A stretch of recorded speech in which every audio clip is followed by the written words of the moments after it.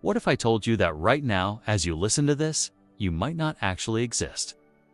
That everything you think you know about reality, consciousness, and identity could be nothing more than an elaborate illusion. Over the next 4 hours, we're going to explore the most mind-bending questions that have haunted humanity for centuries.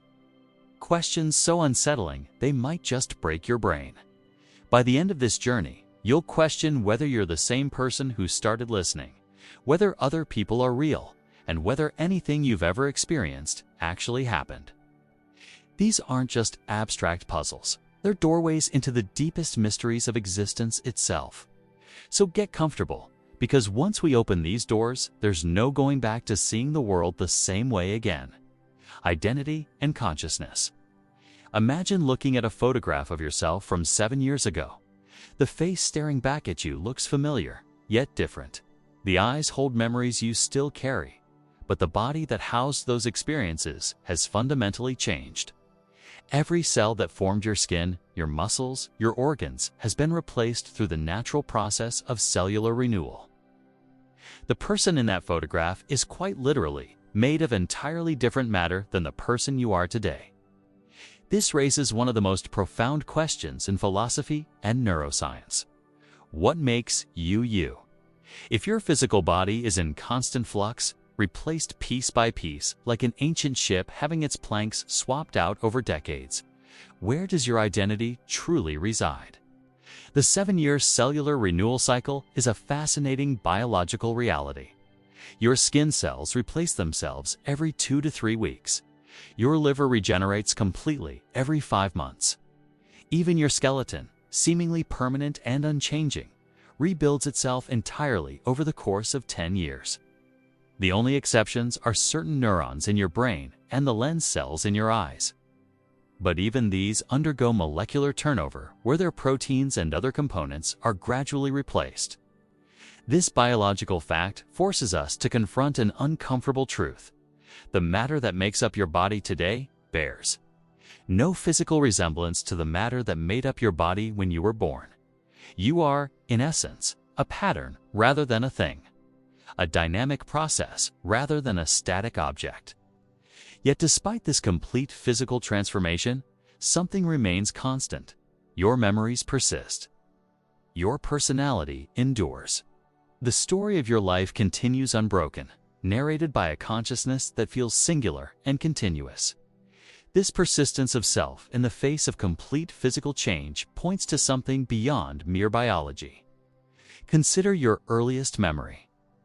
Perhaps it's a moment from childhood, a fragment of sensation and emotion that still feels vivid decades later. The brain tissue that originally encoded that memory has long since been replaced, yet the memory remains. It has been copied and recopied, passed along through generations of neurons like a message whispered down a long line. The information persists even as its physical substrate changes. This suggests that consciousness and identity might be better understood as information rather than matter. Like a song that can be played on any instrument or a story that can be told in any language. The essence of who you are transcends the physical medium in which it exists. Your consciousness is the pattern, not the material that holds it. But this information-based view of identity raises its own puzzles. If you are essentially a pattern of information, what happens when that pattern is copied? If we could perfectly duplicate your brain state and memories in another body, which one would be the real you? Both would have identical claims to your identity, identical memories of being you up until the moment of duplication.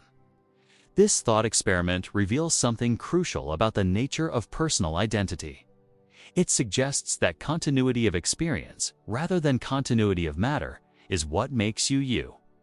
The unbroken stream of consciousness that connects your present moment to every previous moment of your life is the thread that weaves your identity together. Think about what happens every night when you fall asleep. Your consciousness fades, your awareness dissolves. And for hours, you exist in a state that resembles a kind of temporary death. Yet when you wake, you don't doubt that you're the same person who went to sleep. The gap in consciousness doesn't break your sense of identity, because the pattern of memories and personality traits remains intact. Sleep offers us a daily reminder that consciousness is not as continuous as it feels. There are gaps, interruptions, moments when the self temporarily ceases to exist. Yet identity persists across these breaks, suggesting that what makes you you is not the moment-to-moment experience of being conscious, but the overall pattern that emerges when consciousness returns. This pattern includes not just your memories, but your relationships, your values, your quirks and preferences, your way of interpreting the world. It's the sum total of all the ways you've learned to be human, all the decisions that have shaped your character, all the experiences that have left their mark on your mental landscape. Your identity is also profoundly relational. You exist not just as an isolated consciousness, but as a node in a network of relationships. You are a child to your parents, a friend to your companions, a colleague to your coworkers.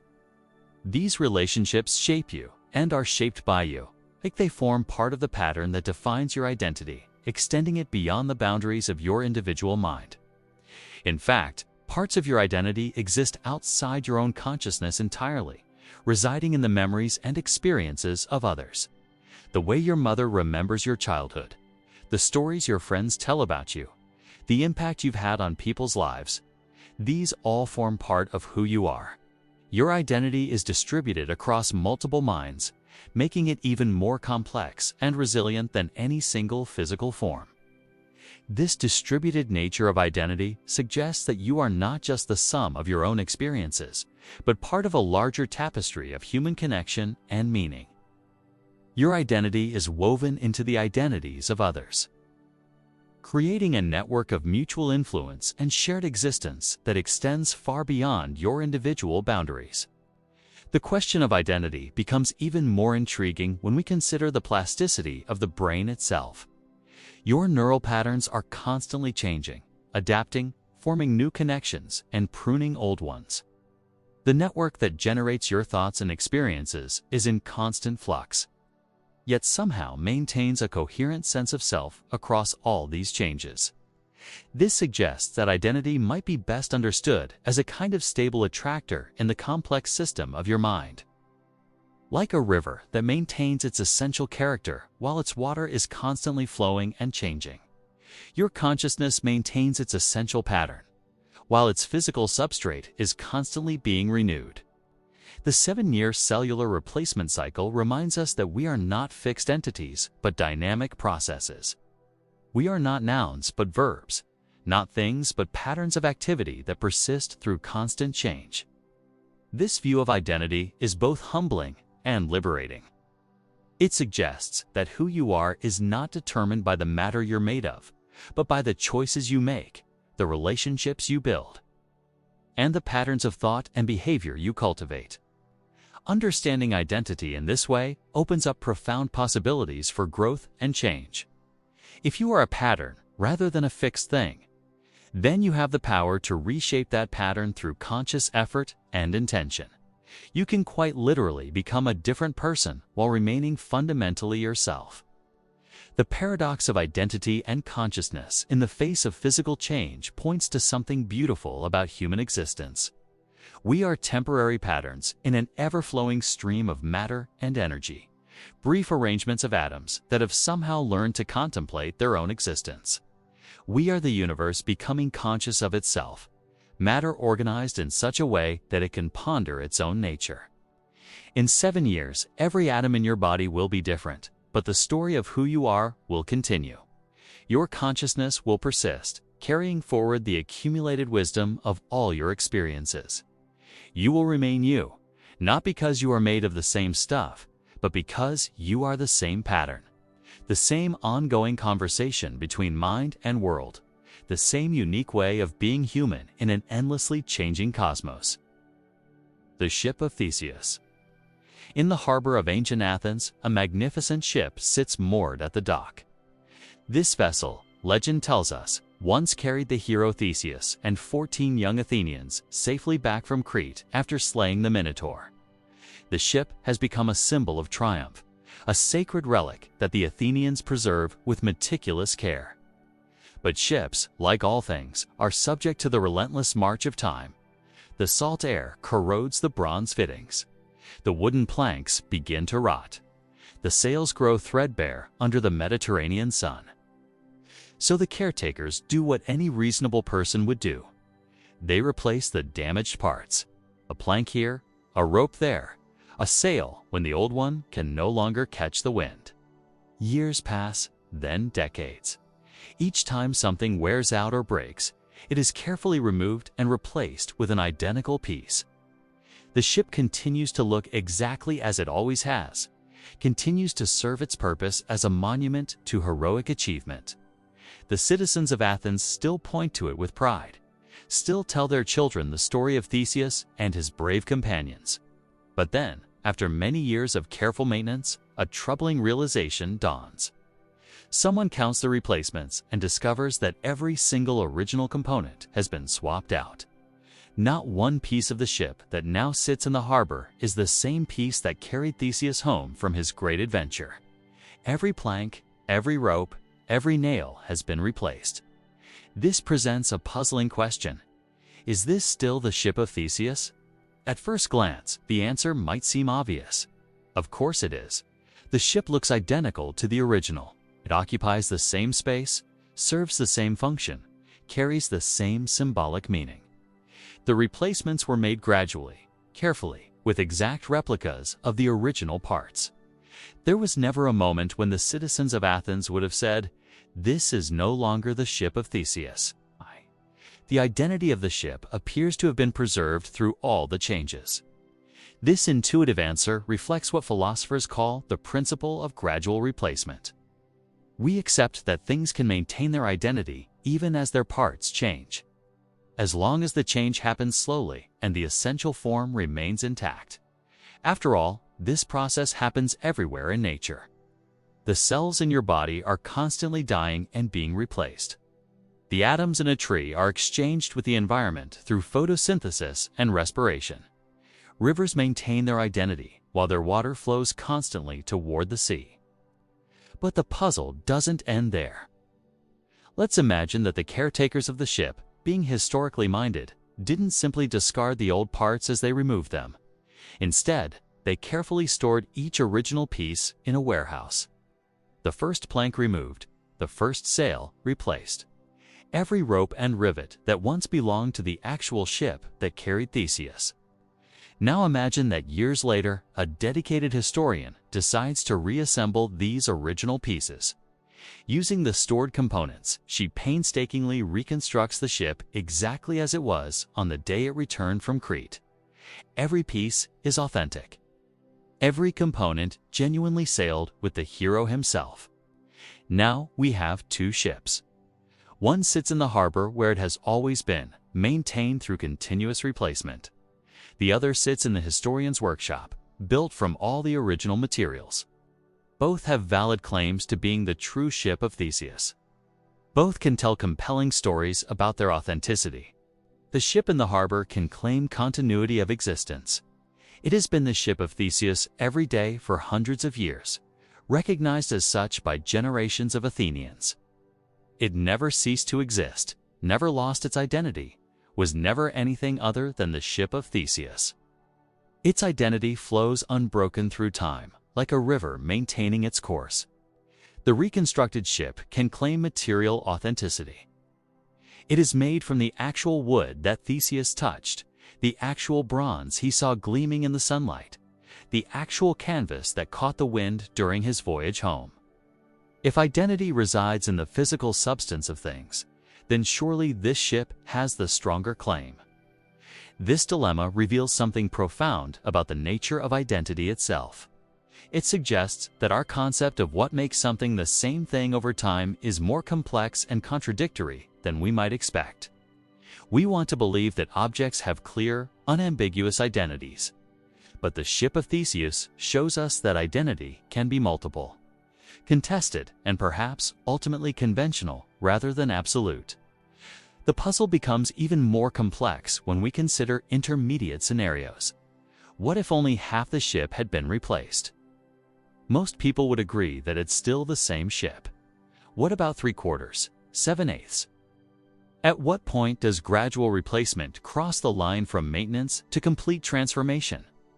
There seems to be no clear threshold, no moment when we can definitively say the ship stops being itself and becomes something else.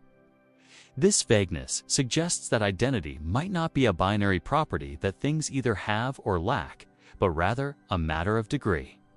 Objects might be more or less identical to their former selves, with perfect identity being more of an idealization than a reality. The ship that has had one plank replaced is almost entirely the same as the original. The ship that has had every plank replaced is identical in form but not in substance. The Ship of Theseus paradox also illuminates our thinking about personal identity. Consider your own relationship to your past self. The person you were 10 years ago shared your name, your family relationships, your place in the world. But almost every cell in your body has been replaced since then. Your thoughts, beliefs, and personality have evolved in countless ways. Your memories of who you were then are imperfect and incomplete. Are you the same person you were a decade ago? In some ways, clearly yes. In other ways, perhaps not.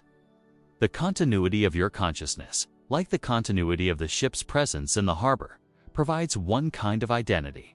But the material and psychological changes you've undergone suggest a different kind of transformation. Different philosophical traditions have approached this paradox in various ways. Some argue that identity resides in continuity of form or function. As long as something continues to serve its purpose and maintain its essential structure, it remains the same thing regardless of what happens to its parts. Others insist that material composition is what matters. A thing is what it's made of, and if you change what it's made of, you change what it is. Still others suggest that identity is ultimately a matter of convention and context. We decide what counts as the same thing based on our practical needs and cultural values.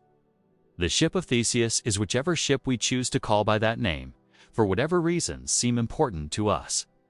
This view suggests that identity is not discovered, but constructed. Not found, but created through our practices of naming and recognition. The paradox also raises questions about the relationship between identity and time. Objects exist not just in space, but in time, extended across moments like rivers flowing through the landscape of existence.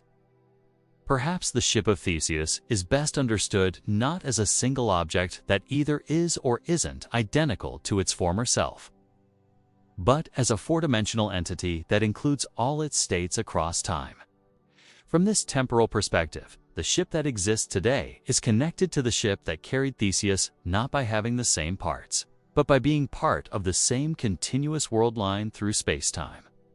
The identity resides not in any particular moment, but in the entire trajectory of the object's existence. Modern technology has given us new versions of this ancient paradox. When you back up your computer and restore it to new hardware, is it the same computer? When a digital artwork is copied perfectly, which version is the original? When scientists talk about teleportation by scanning an object, destroying it, and recreating it elsewhere from the scanned information, would the recreated object be the same as the original? These questions matter because they touch on fundamental issues about what makes things what they are. They affect how we think about preservation, authenticity, ownership, and continuity. They challenge us to be more precise about what we mean when we talk about things remaining the same or becoming different. The Ship of Theseus continues to sail through the waters of philosophical discussion because it captures something essential about the puzzling nature of identity. It shows us that our intuitive concepts of sameness and difference, of continuity and change, are more complex and problematic than they first appear. Perhaps the deepest lesson of the Ship of Theseus is that identity itself is not a simple, unitary concept, but a collection of different criteria that can come apart. Sometimes we care about material composition, sometimes about continuity of existence, sometimes about form and function. The paradox arises when these different criteria point in different directions. When our various concepts of identity conflict with each other, In the end, the ship of Theseus may be less important as a problem to be solved than as a mirror reflecting the complexity of our own thinking about identity, change, and continuity. It reminds us that the world is more subtle and mysterious than our concepts can easily capture, and that the questions we ask about identity may reveal as much about ourselves as about the objects we're questioning. Infinite regress. Picture a child asking their parent why the sky is blue. The parent explains about light scattering through atmospheric particles. But why do particles scatter light? The child asks. The parent talks about electromagnetic waves and molecular interactions. But why do molecules interact that way? Comes the inevitable follow-up. And so it continues, each answer spawning a new question, each explanation demanding a deeper explanation. This relentless questioning captures something fundamental about human curiosity and reasoning. We seem hardwired to ask why and to expect that every effect has a cause. Every event has an explanation. Every phenomenon emerges from something that came before it. This principle of causation feels so basic, so obviously true, that we rarely stop to examine where it leads us.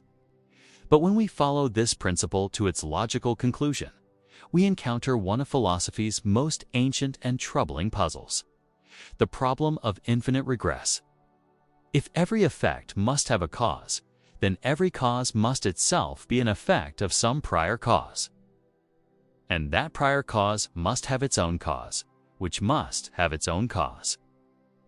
Stretching backward in an endless chain that seems to have no beginning. This creates a profound dilemma. Either the chain of causation goes back infinitely far, with no first cause at all, or there must be something that breaks the pattern. Something that is a cause but not an effect. Something that starts the chain without itself being started.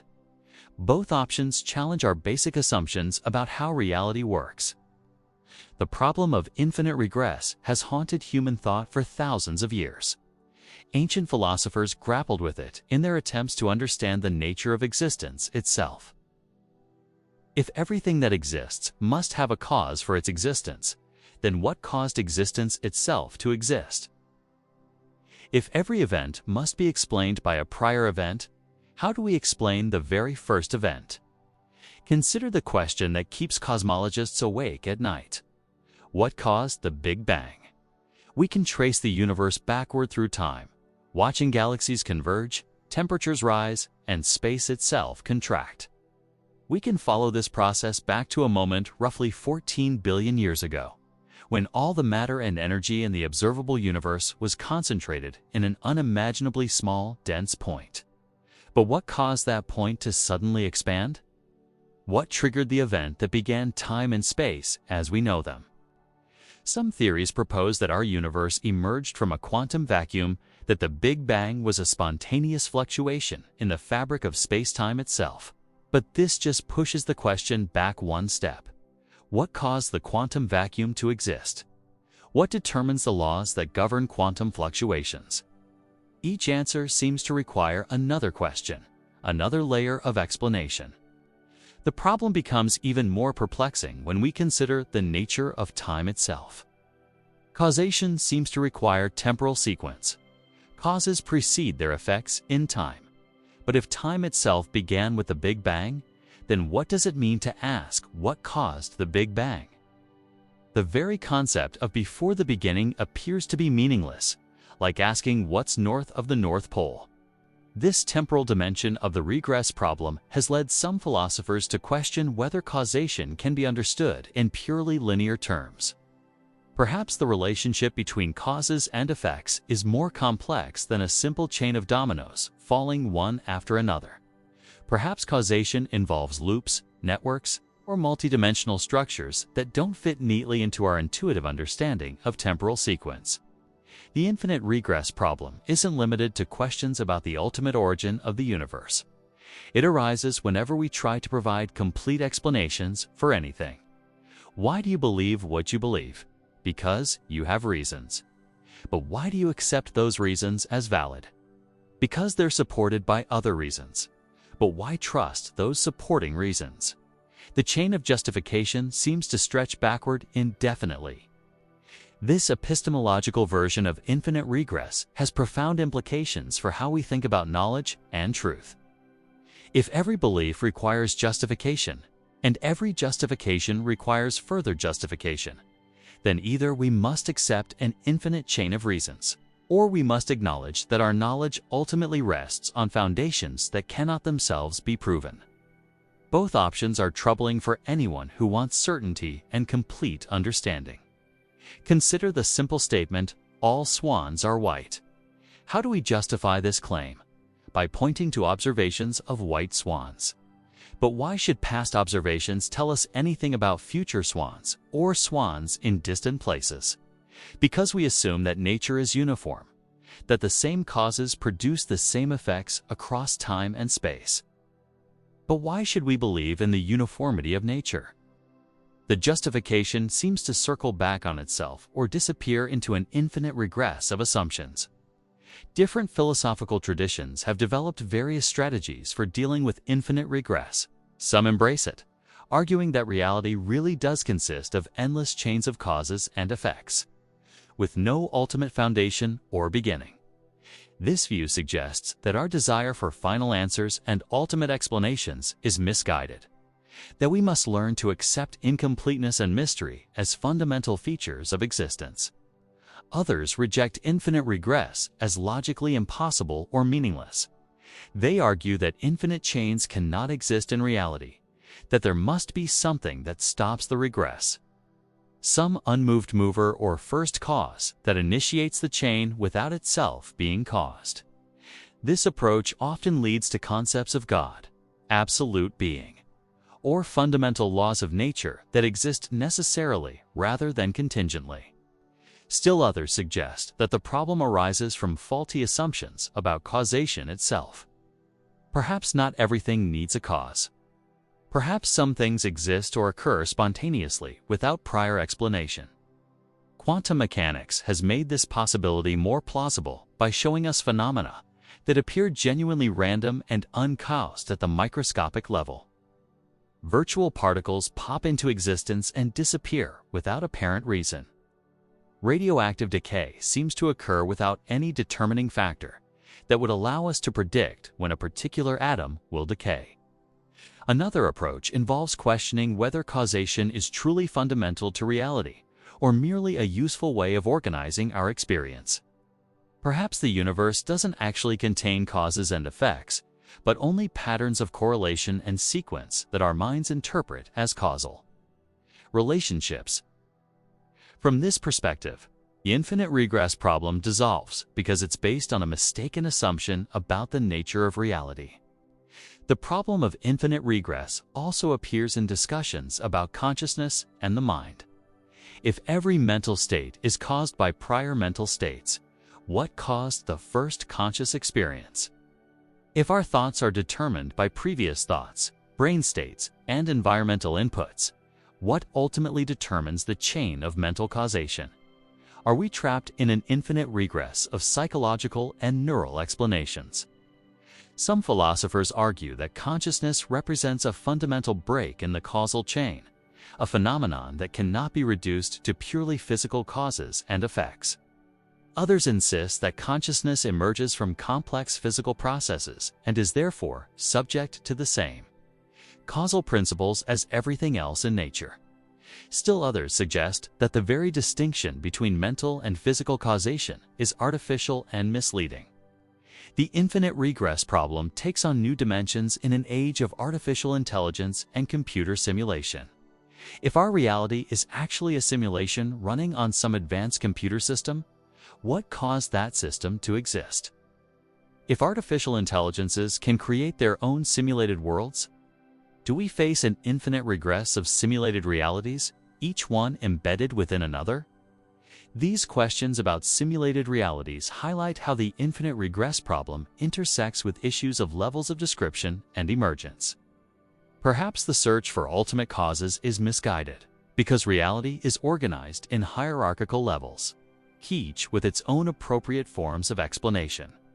The causes relevant at one level may be irrelevant or meaningless at another level. Consider the question of what causes a particular word to appear on your computer screen. At one level, the cause is your intention to communicate an idea. At another level, it's the electrical signals in your brain that control your finger movements. At yet another level, it's the interaction of electrons with semiconductor materials in your keyboard and computer processor. Each level of explanation is valid within its own domain, but none provides a complete account that eliminates the need for the others. The infinite regress problem may reflect a fundamental limitation in how we conceptualize explanation itself. We tend to think of explanations as reducing complex phenomena to simpler components, of understanding wholes in terms of their parts. But perhaps this reductive approach inevitably leads to regress, because it assumes that explanation must always involve breaking things down into smaller, more basic elements. Alternative approaches to explanation might focus on patterns, relationships, and emergent properties rather than on linear chains of cause and effect.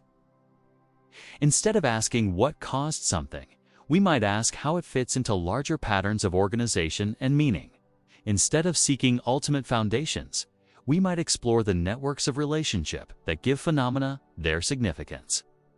The infinite regress problem reminds us that our desire for complete understanding may be fundamentally at odds with the nature of reality itself. Perhaps the universe is not the kind of thing that admits of final explanations or ultimate causes. Perhaps mystery and incompleteness are not problems to be solved, but features of existence to be accepted and even celebrated. This doesn't mean we should abandon the search for understanding or give up on scientific inquiry. Rather, it suggests that we should approach these endeavors with appropriate humility, recognizing that every answer opens up new questions, that every solution reveals new mysteries. The chain of causation that leads backward from any present moment may indeed be infinite, stretching through layers of explanation that we can explore but never exhaust. In facing the infinite regress problem, we confront the limits of human reason and the mystery of existence itself. We discover that the most basic questions about why anything exists at all may not have answers in any conventional sense. Yet this limitation is not a failure, but a reminder of the profound depth and complexity of the reality we inhabit. A reality that exceeds our capacity to fully comprehend, while remaining endlessly worthy of our wonder and investigation. The Chinese room. Imagine you are locked in a room with nothing but a desk, some paper, and an enormous book filled with incredibly detailed instructions. The instructions are written in English, which you understand perfectly, but they concern a language you've never encountered: Chinese. You cannot read Chinese characters, you don't know what any of them mean, and you have no idea how the language works. To you, Chinese writing looks like nothing more than intricate patterns of lines and curves. Through a slot in the door, people slide pieces of paper containing Chinese characters. Your job is to follow the instructions in your book to respond to these messages. The instruction manual is exhaustive beyond imagination. For every possible combination of Chinese characters that might come through that slot, it tells you exactly which Chinese characters to write back and slide out through the slot in response. The instructions are purely syntactic. They tell you things like, if you receive a pattern that looks like this, write back a pattern that looks like that. They never tell you what any of the characters mean. They never explain concepts or ideas. They simply provide a massive lookup table that matches input patterns to output patterns with perfect accuracy. From your perspective inside the room, you are doing nothing more than following mechanical rules. You see some squiggles come in. You consult your book. You find the matching squiggles to send back out. You have no idea what any of it means. You might as well be matching abstract geometric patterns or manipulating meaningless symbols according to formal rules. But here's the crucial point. The instruction book is so comprehensive and accurate that your responses are indistinguishable from those of a native Chinese speaker. When people outside the room send in questions about philosophy, you send back thoughtful answers about the nature of existence. When they ask about your feelings, you respond with apparently heartfelt descriptions of joy and sorrow. When they tell jokes, you respond with humor. When they share personal stories, you offer appropriate sympathy and advice. To anyone communicating with you through that slot, you appear to understand Chinese perfectly. Your responses demonstrate knowledge, wisdom, emotional intelligence, and cultural understanding. You pass every test of language comprehension that could be devised. Yet from your own perspective, you understand nothing. You are simply following rules, manipulating symbols without meaning, performing calculations without comprehension. This thought experiment, proposed by philosopher John Searle in 1980, strikes at the heart of one of the most fundamental questions in cognitive science and artificial intelligence. What does it mean to truly understand something? Is understanding simply about producing the right outputs in response to given inputs, or does it require something more? Something internal, subjective, experiential.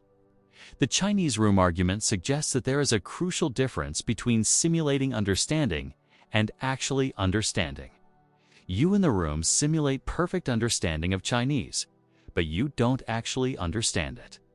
You can perform all the external behaviors associated with comprehension, without experiencing any of the internal mental states that we typically associate with understanding. This distinction becomes even more intriguing when we consider what understanding feels like from the inside. When you understand English, you don't just manipulate symbols according to rules.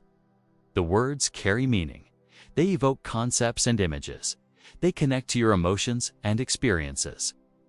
When someone says red sunset, you don't just know the appropriate response. You might actually visualize a crimson sky, feel a sense of beauty, recall your own experiences of evening skies. But in the Chinese room, none of this internal richness exists. The symbols remain meaningless marks on paper. There's no inner experience of comprehension. No moment of recognition when the meaning clicks into place. No sense of understanding flowing through your mind. There's only the mechanical process of pattern matching and rule following.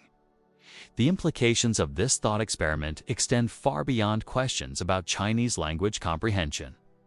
In our age of artificial intelligence, the Chinese room argument raises profound questions about the nature of machine intelligence.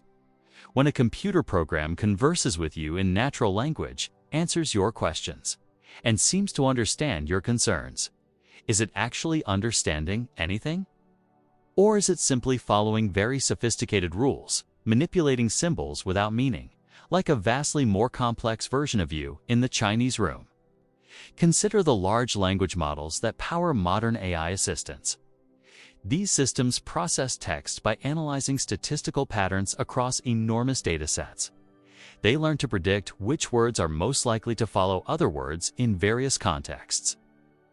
When you ask such a system about love, it generates a response based on patterns it has observed in millions of texts about love.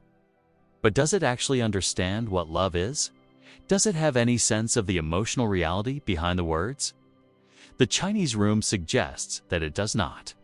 No matter how sophisticated the pattern matching becomes, no matter how convincing the responses appear, the system is still fundamentally manipulating symbols according to rules. It has no inner experience of meaning, no subjective understanding of what the symbols represent. It is, in essence, a very advanced version of you, following instructions in that locked room. But the Chinese room argument has faced significant criticism and alternative interpretations. Some philosophers argue that understanding is not about inner experiences, but about functional relationships and behavioral capabilities. If a system can respond appropriately to any possible input, if it can engage in meaningful conversation, solve problems, and demonstrate knowledge, then perhaps that is what understanding really is.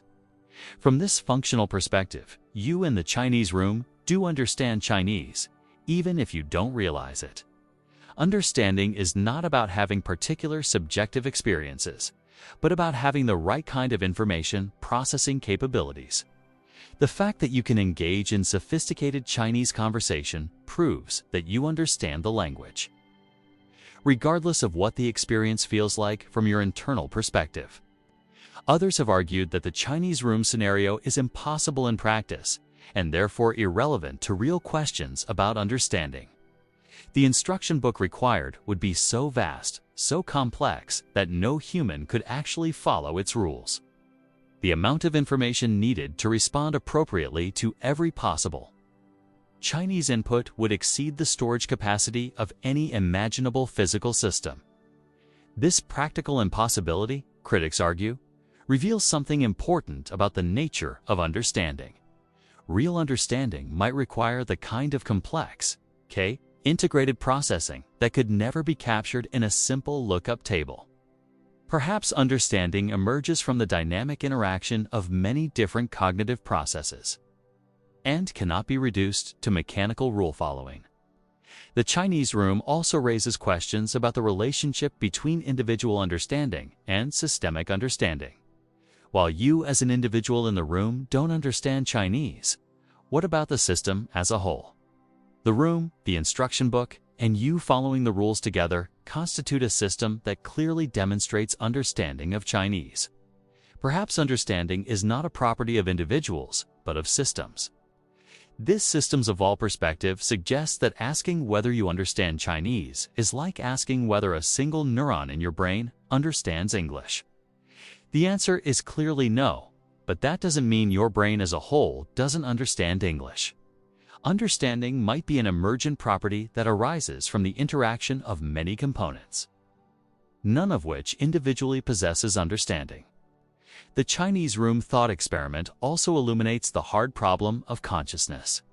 Even if we can explain all the functional aspects of understanding, the behavioral capacities and information processing abilities, something still seems to be missing: the subjective first-person experience of understanding. What it feels like to grasp meaning, to have comprehension dawn on you, to suddenly understand something that was previously confusing. This qualitative aspect of understanding, what philosophers call qualia, seems to be absent from the Chinese room. You can perform all the functions of understanding without experiencing any of the subjective qualities that we normally associate with comprehension. This suggests that there might be two different kinds of understanding: functional understanding, which involves appropriate responses and behaviors, and experiential understanding, which involves subjective awareness and meaning. The debate over the Chinese room reflects deeper questions about the nature of mind and meaning. Are mental phenomena like understanding purely objective, measurable in terms of inputs, outputs, and information processing? Or do they have irreducibly subjective aspects that cannot be captured by external observation and functional analysis? These questions become increasingly urgent as artificial intelligence systems become more sophisticated and lifelike. If a machine can convince us that it understands, cares, and thinks, at what point should we take these appearances seriously? The Chinese room suggests that we should be skeptical, for that impressive performance might mask an absence of genuine understanding. But the thought experiment also highlights the difficulty of determining when genuine understanding is present. If understanding cannot be directly observed or measured from the outside, how can we ever know whether it exists in other minds, human or artificial? We assume that other people understand language based on their behavior and our similarity to them. But the Chinese room shows that such behavior can be produced without understanding. Perhaps the most profound lesson of the Chinese room is that it reveals the mystery at the heart of understanding itself. We know what it feels like to understand something, but we struggle to explain what that feeling actually is or how it arises from physical processes. The thought experiment doesn't solve this mystery, but makes it more vivid and pressing.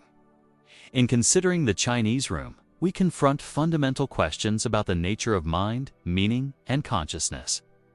We are forced to examine our assumptions about what it means to understand something, and to grapple with the possibility that understanding might be far more mysterious and complex than we typically assume. The person in the Chinese room follows perfect rules and produces perfect responses. Yet something crucial seems to be missing. Whether that something is real understanding or merely the illusion of understanding remains one of the deepest puzzles in philosophy of mind. As we create increasingly sophisticated artificial systems, this puzzle becomes not just an abstract philosophical problem, but a practical question with profound implications for how we relate to the intelligent machines that increasingly share our world.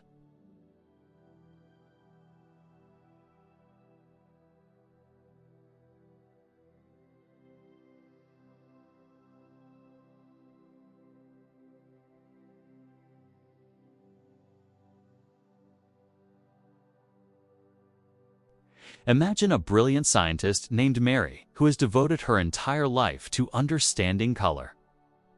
She knows everything there is to know about the physics of light, the biology of vision, and the psychology of color perception.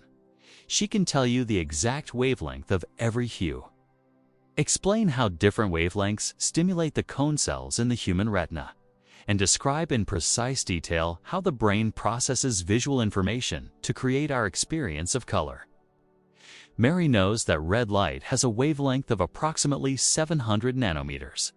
She understands how this wavelength preferentially activates long-wavelength sensitive cone cells, sending specific patterns of neural signals through the optic nerve to the visual cortex.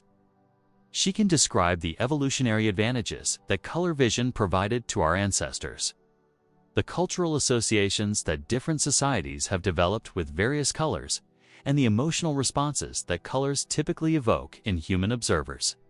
But there's something extraordinary about Mary's situation.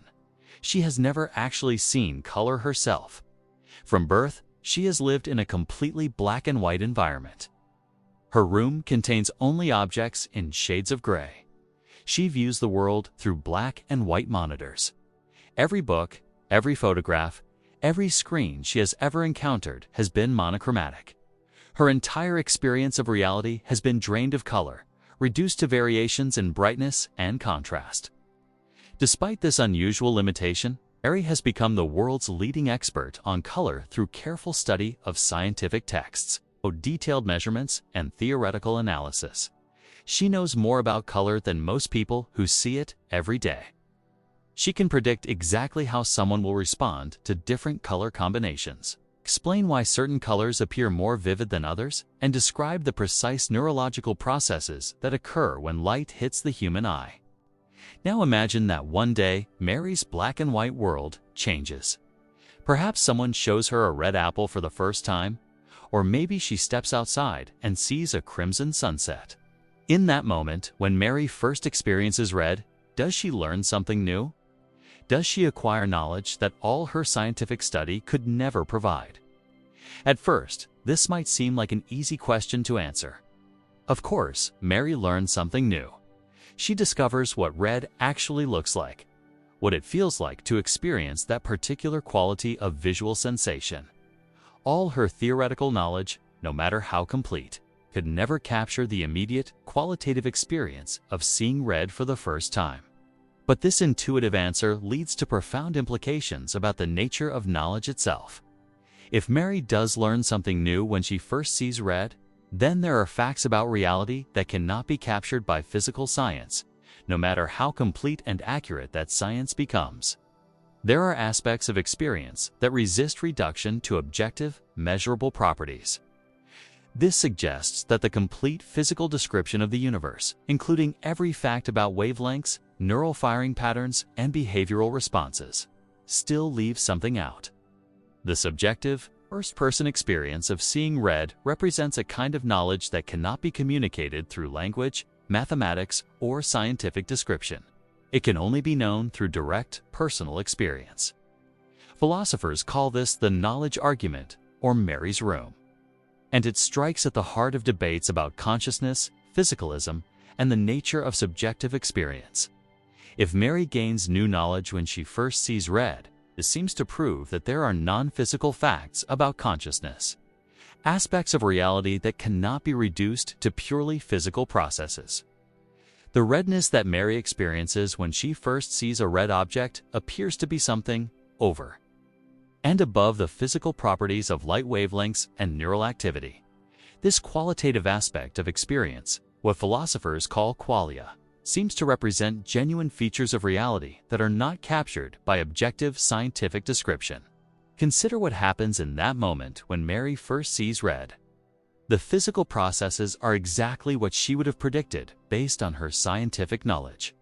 Light of approximately 700 nanometers wavelength enters her eye, stimulates her cone cells in the expected pattern, sends familiar signals through her optic nerve, and activates the appropriate regions of her visual cortex. Nothing about the physical process surprises her. Yet something entirely new enters her experience. She encounters a quality of sensation that she has never known before, a particular way of experiencing visual stimulation that no amount of theoretical knowledge could have prepared her for. The redness of red is not just another fact to be cataloged alongside wavelength measurements and neural firing rates. It is a new dimension of reality opening up to her consciousness. This experiential knowledge seems fundamentally different from the propositional knowledge that Mary acquired through her scientific studies. She knew that red light has a wavelength of 700 nanometers, but she didn't know what red looks like. She knew that red objects typically evoke certain emotional responses, but she didn't know what it feels like to see red. The difference between knowing about red and knowing red appears to be a difference in the very type of knowledge involved. But not everyone accepts this conclusion. Some philosophers argue that Mary doesn't actually learn anything new when she first sees red, or that if she does, it doesn't prove the existence of non-physical properties. They suggest that Mary might gain new abilities rather than new knowledge. She learns how to recognize red objects, how to imagine red experiences, how to remember what red looks like. These are new capacities, but they don't necessarily involve learning new facts about the world. From this perspective, the difference between Mary before and after seeing red is like the difference between someone who has read about riding a bicycle and someone who has actually learned to ride. The person who learns to ride gains new abilities and skills, but they don't necessarily learn new propositional facts about the world. They acquire know-how rather than knowledge. That others argue that Mary's situation reveals something important about the limitations of language and communication, rather than about the nature of reality itself. Perhaps the reason Mary couldn't learn about the experience of red through scientific study is not that there are non-physical facts about red, but that our linguistic and conceptual tools are inadequate for communicating certain types of information. Consider trying to explain the taste of chocolate to someone who has never tasted anything sweet, or describing the experience of music to someone who has been deaf from birth. The difficulty is not necessarily that taste and sound involve non-physical properties, but that some aspects of experience are difficult or impossible to convey through verbal description. This limitation of language and communication might explain Mary's situation without requiring us to posit non-physical facts about consciousness. The subjective experience of red might be entirely physical, but still impossible to communicate through the objective language of science. Another response to Mary's room focuses on the completeness of her knowledge. Perhaps Mary didn't actually know everything physical there was to know about color. True, complete physical knowledge might include not just abstract descriptions of neural processes, but direct acquaintance with those processes as they occur in a conscious subject. If Mary had truly complete physical knowledge, this argument suggests she would already know what it's like to see red, because that experience is itself a physical process. The fact that she learned something new reveals not the existence of non-physical properties, but the incompleteness of her supposed complete physical knowledge. The Mary's room thought experiment also raises questions about the nature of scientific explanation and understanding. Science excels at providing objective third-person descriptions of phenomena. It can tell us how things work, what causes what, and how different processes relate to each other, but it seems to struggle with subjective, first-person experiences. This limitation might not represent a fundamental flaw in scientific methodology, but rather a recognition that different types of questions require different types of approaches. Just as science cannot tell us whether a particular piece of music is beautiful, or whether a specific joke is funny, it might not be able to capture the subjective dimensions of consciousness. The thought experiment becomes even more complex when we consider it from Mary's own perspective. Before seeing red, could Mary have imagined what the experience would be like? Could she have anticipated the particular quality of redness based on her scientific knowledge? Most of us would say no, but this raises puzzling questions about the relationship between imagination and experience. Mary's situation also illuminates the puzzle of other minds. How do we know that other people experience red the same way we do? Perhaps what you call red and what I call red involve completely different subjective experiences. Even though we both identify the same objects as red and respond to them in similar ways. Mary's room suggests that these subjective aspects of experience cannot be communicated or verified through objective methods. This privacy of subjective experience raises profound questions about empathy, communication, and understanding. When Mary finally sees red, she might realize that no one could ever have explained to her what she was missing. The experience was inherently private, incommunicable, knowable only through direct acquaintance. The Mary's room argument has sparked decades of philosophical debate because it touches on fundamental questions about the nature of consciousness, the limits of scientific knowledge, and the relationship between objective and subjective reality. It forces us to consider whether there are aspects of the world that cannot be captured by physical description, no matter how complete and accurate that description becomes.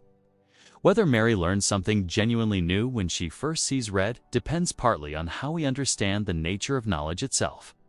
If knowledge includes only propositional facts that can be stated in language, then perhaps Mary learns nothing new but simply acquires new abilities. If knowledge includes direct acquaintance with reality in all its dimensions, then Mary clearly gains new knowledge that her previous studies could never provide. The thought experiment reminds us that consciousness presents unique challenges for our understanding of the world. The subjective, first-person dimension of experience seems to resist the objective, third-person methods of science.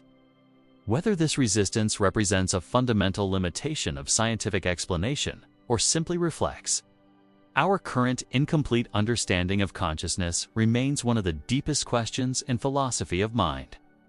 Mary's room stands as a powerful illustration of the mystery that consciousness represents. It suggests that there might be aspects of reality that can only be known through direct experience, dimensions of existence that no amount of theoretical knowledge can capture. In exploring Mary's situation, we confront the profound question of whether science can ever provide a complete account of reality, or whether some truths can only be discovered through the irreducibly subjective lens of conscious experience. The trolley problem. You're standing beside a railway track when you notice a runaway trolley hurtling down the line at tremendous speed.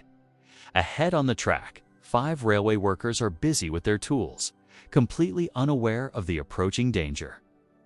The trolley is moving too fast for them to hear your warning shouts, and they're too far away to reach safety in time.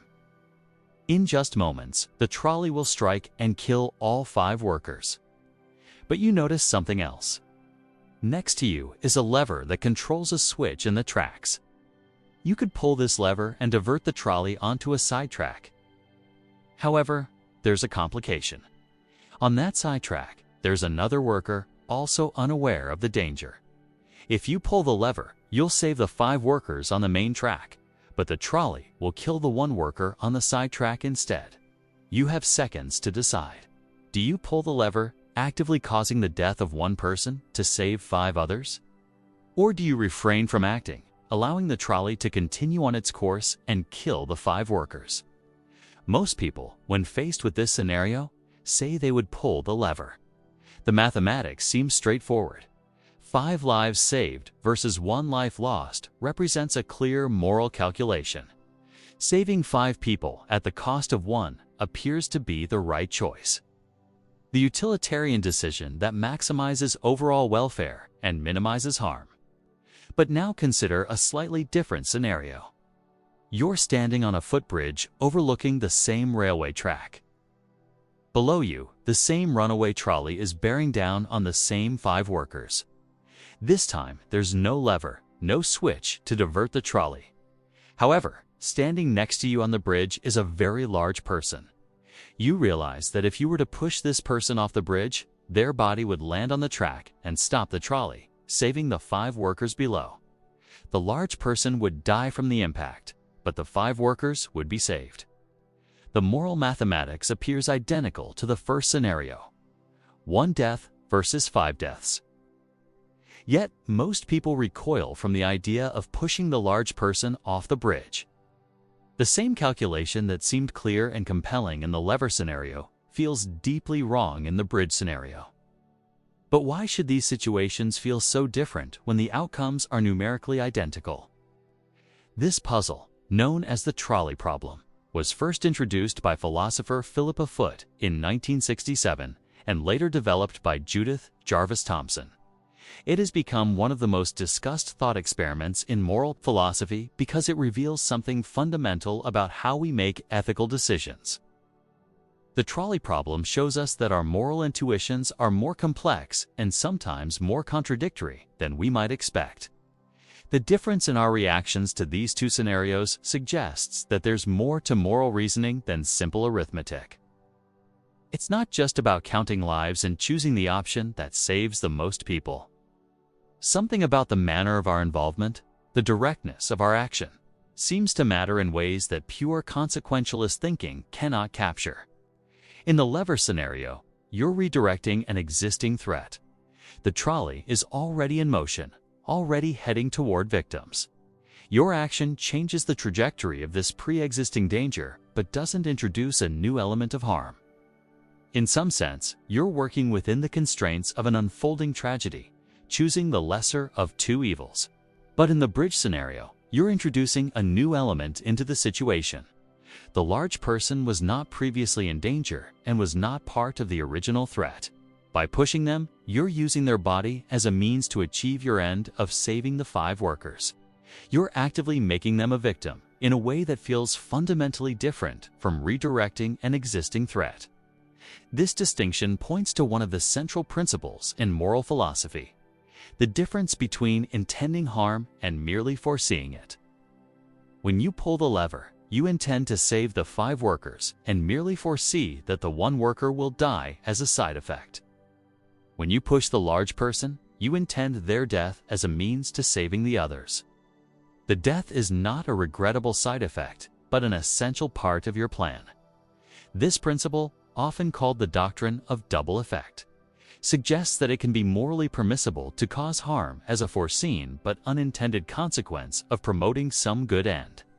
But it's not permissible to intend harm as a means to that same good end. The distinction between intending and foreseeing, between means and side effects, appears to carry significant moral weight in many people's intuitive thinking. But the trolley problem reveals that this distinction is not always clear or stable. Consider variations on the original scenarios. What if the worker on the sidetrack is there because you told them to do some work in that location? What if the large person on the bridge is actually the person responsible for the trolley being out of control in the first place? What if you know that the 5 workers on the main track are criminals, while the 1 worker on the side track is an innocent person? Each variation can shift our moral intuitions in different directions, suggesting that our ethical reasoning involves multiple principles and considerations that can sometimes conflict with each other. We care about consequences and outcomes, but we also care about rights, intentions, fairness, desert, and the distinction between doing harm and allowing it to occur. The trolley problem also highlights what philosophers call the action-omission distinction. Many people feel there's a significant moral difference between actively causing something bad to happen and merely allowing it to happen through inaction. Pulling the lever feels like active intervention, while not pulling it feels like allowing events to unfold naturally. But this distinction raises its own puzzles. If you had been holding the lever in the diverted position and needed to release it to save the 5 workers, would that feel different? If someone asked you to pull the lever and you refused, would that be action or omission? The line between action and inaction, between causing and allowing, can be surprisingly difficult to draw with precision. Some philosophers argue that the action-omission distinction is ultimately arbitrary and morally irrelevant. What matters, they claim, is whether your choice leads to better or worse outcomes, not whether you achieve those outcomes through action or inaction. From this utilitarian perspective, both scenarios should be treated identically, and you should choose the option that saves the most lives regardless of the means involved. Others defend the moral significance of the distinction, arguing that our rights and responsibilities are structured differently depending on whether we're considering what we must not do versus what we must do. We might have a strong duty not to kill innocent people, but a weaker duty to save them when they're in danger. The asymmetry between our negative and positive duties could explain why pushing the large person feels worse than pulling the lever. The trolley problem has taken on new relevance in our age of autonomous vehicles and artificial intelligence. Programmers designing self-driving cars face very real versions of trolley problem scenarios. Should a car's software be programmed to swerve onto a sidewalk to avoid hitting a school bus, potentially killing a pedestrian to save multiple children? Should medical AI systems prioritize treatments that save the greatest number of lives? Or should they consider other factors like age, quality of life, or individual rights? These technological applications of the trolley problem reveal that these are not merely abstract philosophical puzzles, but practical questions that require concrete answers. Engineers and programmers must encode specific moral principles into their systems, forcing society to make explicit choices about values that were previously left to individual judgment in crisis situations. The trolley problem also connects to broader questions about moral luck and responsibility. In both scenarios, you're faced with tragic circumstances not of your making. You didn't cause the trolley to become runaway. You didn't put the workers in danger. And you didn't create the situation that forces you to choose between bad outcomes. Yet you must make a choice that will determine who lives and who dies. This raises profound questions about the nature of moral responsibility. Are you responsible for the consequences of your action in pulling the lever? Are you responsible for the consequences of your inaction in not pulling it? The trolley problem suggests that sometimes we can become morally responsible for outcomes simply by being in a position to influence them, even when we played no role in creating the underlying problem. The thought experiment also illuminates the role of certainty in moral decision-making. In the standard trolley scenarios, you're told with certainty what the consequences of your actions will be. But real-world moral decisions are typically made under conditions of uncertainty. You might pull the lever, believing it will save 5 lives, only to discover that the sidetrack loops back to the main line further down. You might refrain from pushing the large person, only to learn that they were planning to jump anyway. Uncertainty complicates moral reasoning because it requires us to make decisions based on probabilities and expectations rather than guaranteed outcomes. Should you pull the lever if there's a 90% chance it will save 5 lives and a 10% chance it will somehow make things worse? What about 70%? 51%? The clean mathematical clarity of the trolley problem dissolves when we introduce realistic uncertainty about consequences. The problem also raises questions about the moral significance of numbers. Why should 5 lives automatically outweigh 1 life? What if the 5 workers were strangers and the 1 worker was your child? What if the 5 workers were nearing retirement, while the 1 worker was just starting their career? What if the 1 worker was a brilliant scientist on the verge of discovering a cure for cancer? These variations suggest that simple numerical thinking about lives saved versus lives lost might be inadequate for capturing the full complexity of moral reasoning. We seem to care not just about the quantity of lives, but about their quality, their relationships to us, their potential contributions to the world, and many other factors that resist easy quantification. Perhaps the most important lesson of the trolley problem is not that it provides clear answers to moral dilemmas, but that it reveals the complexity and sometimes contradictory nature of our moral intuitions. We want simple principles that can guide us through difficult decisions, but the trolley problem shows us that our actual moral reasoning involves multiple, sometimes conflicting considerations. The thought experiment forces us to confront the possibility that there might not always be clear right answers to moral questions. Sometimes we face genuine moral dilemmas where any choice involves moral costs, where our principles pull us in different directions, where the best we can do is make difficult decisions with incomplete information and live with the consequences. In wrestling with the trolley problem, we discover something important about the human condition. We are moral beings who must make choices in a complex world that doesn't always align with our desire for clear ethical guidelines. The runaway trolley forces us to choose, and in that moment of choice, we reveal who we are and what we value most deeply. Whether we pull the lever or refrain, whether we act or allow events to unfold, we define ourselves through our response to moral complexity and tragic circumstance. Zeno's paradox. Imagine you decide to walk across your room to reach the opposite wall. It seems like the simplest possible task, something you've done thousands of times without a second thought. But an ancient Greek philosopher named Zeno would have you believe that this ordinary journey is actually impossible to complete. Here's his reasoning. Before you can reach the wall, you must first travel half the distance to the wall. But before you can travel that half distance, you must first travel half of that distance, which is 1/4 of the total. And before you can travel that quarter distance, you must travel half of that, which is 1/8 of the total. This process continues infinitely. You must travel half of a half of a half of a half, and so on, forever. Since there are infinitely many of these fractional distances that you must complete before reaching your destination, and since you cannot complete infinitely many tasks in a finite amount of time, Zeno concludes that you can never actually reach the wall. Motion itself becomes impossible. Every journey, no matter how short, requires completing an infinite number of smaller journeys first. This conclusion seems absurd. You can obviously walk across the room. You do it constantly. Yet Zeno's logic appears airtight. Each step in his reasoning follows necessarily from the previous one. If motion requires completing infinitely many tasks, and infinite tasks cannot be completed in finite time, then motion should indeed be impossible. This puzzle, formulated in ancient Greece around 450 BCE, represents one of the earliest and most persistent paradoxes in the history of human thought.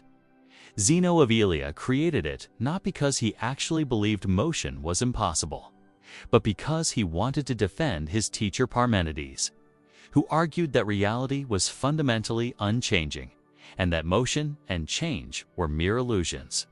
Zeno's paradox forces us to confront deep questions about the nature of space, time, infinity, and mathematics.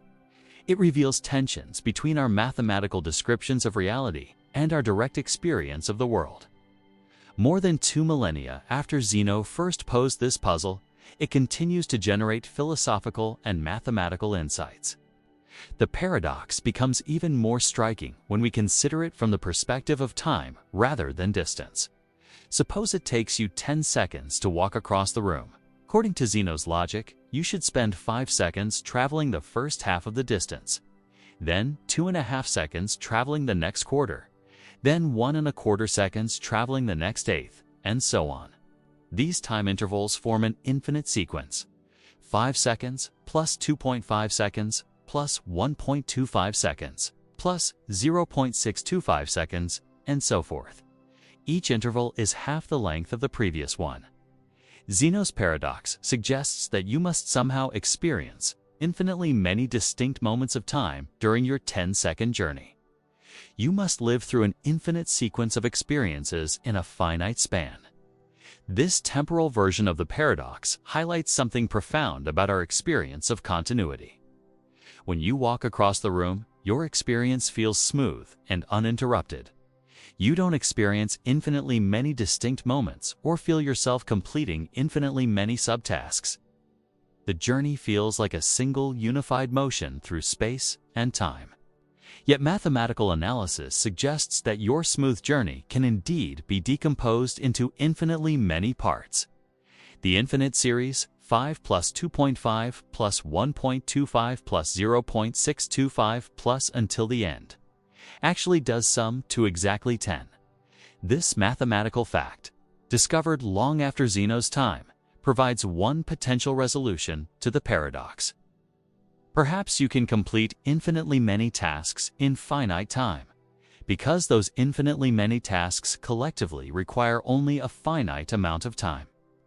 Modern calculus gives us sophisticated tools for handling infinite series and understanding how infinitely many infinitesimally small quantities can sum to finite totals. The mathematics of limits allows us to make precise sense of the idea that you can approach arbitrarily close to your destination, and that this process of approaching can be completed in finite time. But mathematical resolution doesn't necessarily dissolve the philosophical puzzlement. Even if we can show mathematically that infinite series can have finite sums, questions remain about whether this mathematical fact corresponds to the physical and experiential reality of motion. Does the mathematical possibility of completing infinitely many tasks in finite time translate into the actual possibility of doing so in the real world? Consider what it would mean to actually experience completing infinitely many tasks. If Zeno's analysis is correct, then during your walk across the room, you must somehow complete one task, then another, infinitely many times. Each task must be accomplished discretely, individually. But this seems to conflict with the smooth, continuous nature of motion as we experience it. This conflict points to deeper questions about the relationship between mathematical descriptions and physical reality. Mathematics allows us to divide any distance into infinitely many parts. But does space actually have this infinitely divisible structure? Are there really infinitely many points between here and the wall? Or is this just a useful mathematical fiction? The paradox also raises questions about the nature of infinity itself. Zeno's argument depends on the idea that you cannot complete infinitely many tasks. But what exactly does it mean to complete infinitely many tasks? If each task takes a finite amount of time, and if these times form a convergent series, then perhaps completion is possible after all. Some philosophers argue that Zeno's paradox reveals the limitations of applying infinite mathematical constructs to finite physical situations. The real world, they suggest, might be fundamentally discrete rather than continuous. Space and time might be composed of smallest possible units, like pixels on a screen, rather than being infinitely divisible. If space consists of indivisible atoms of distance, then Zeno's paradox dissolves.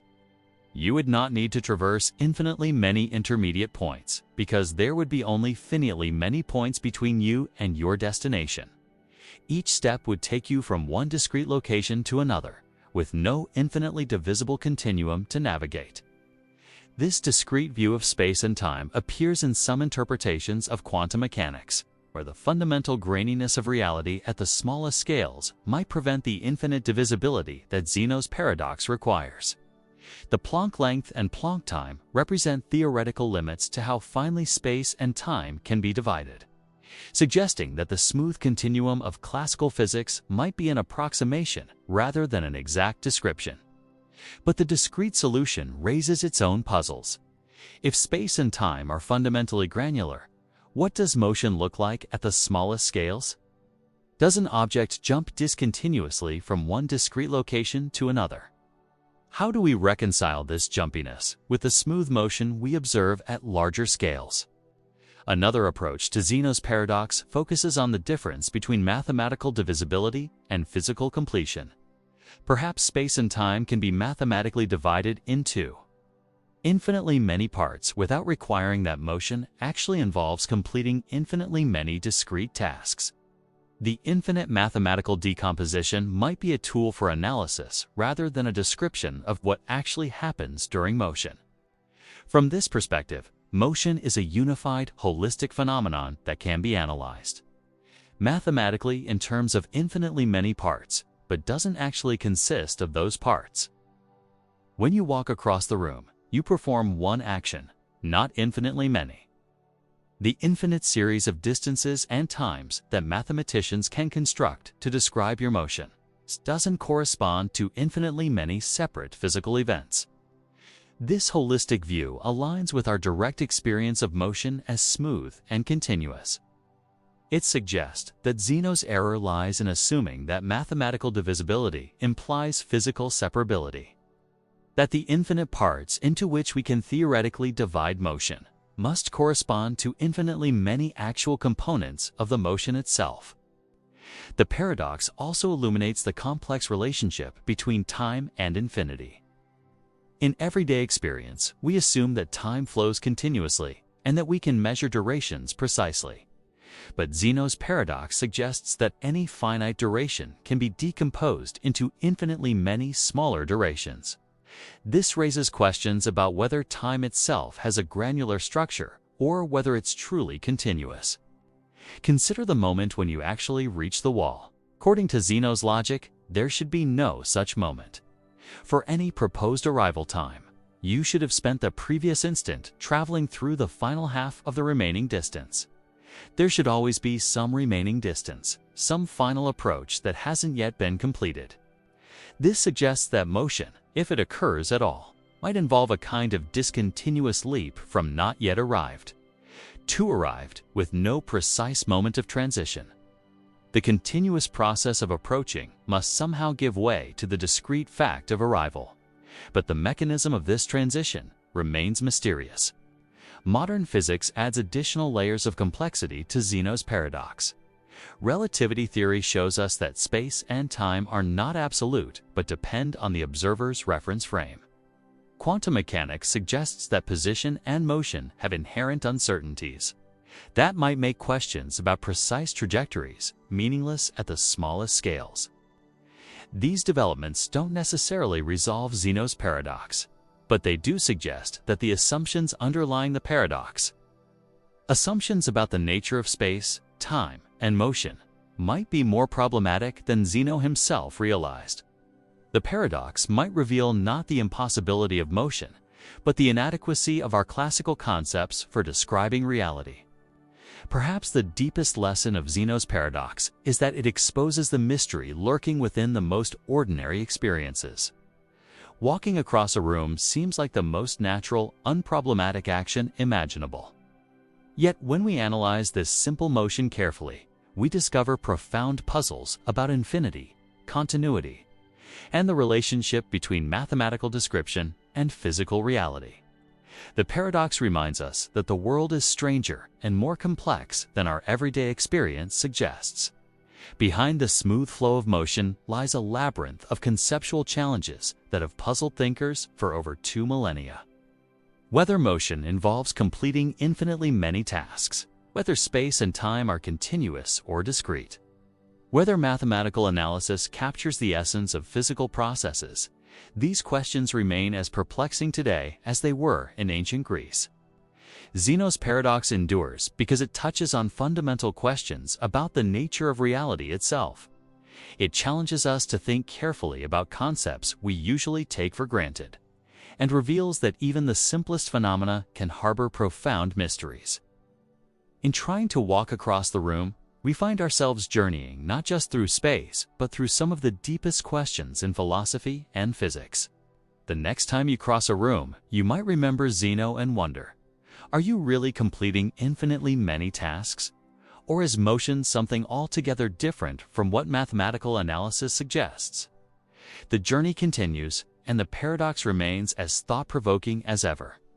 The grandfather paradox. Imagine you're standing in a laboratory in the year 2050, looking at humanity's greatest achievement, a working time machine. The sleek device hums with energy, its temporal field generators creating ripples in the fabric of space-time itself.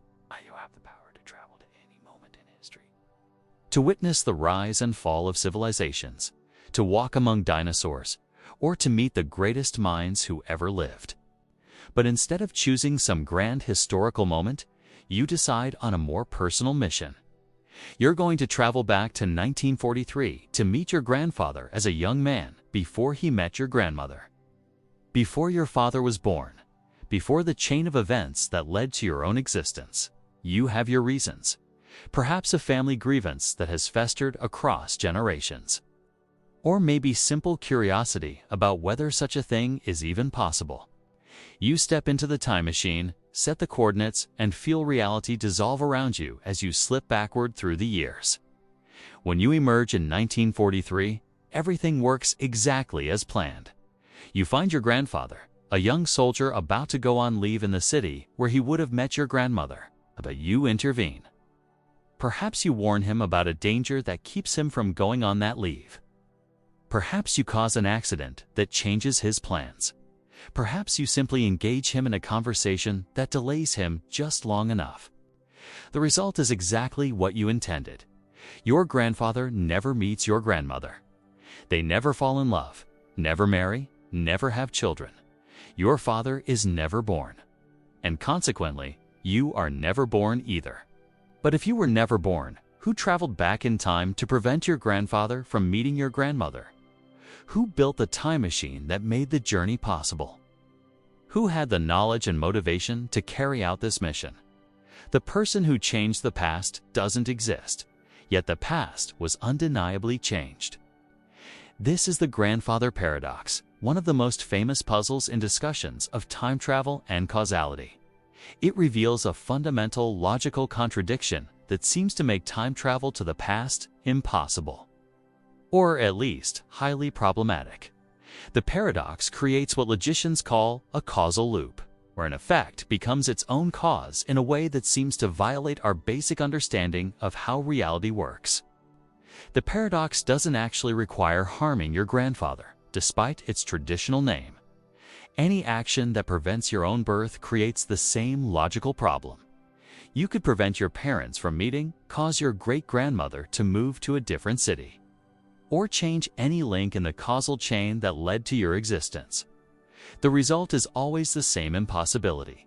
You cease to exist, making your time travel mission impossible, which means you couldn't have prevented your own birth, which means you do exist, which means you could travel back and prevent your birth, and so on in an endless logical loop. This paradox strikes at the heart of our understanding of causation and free will.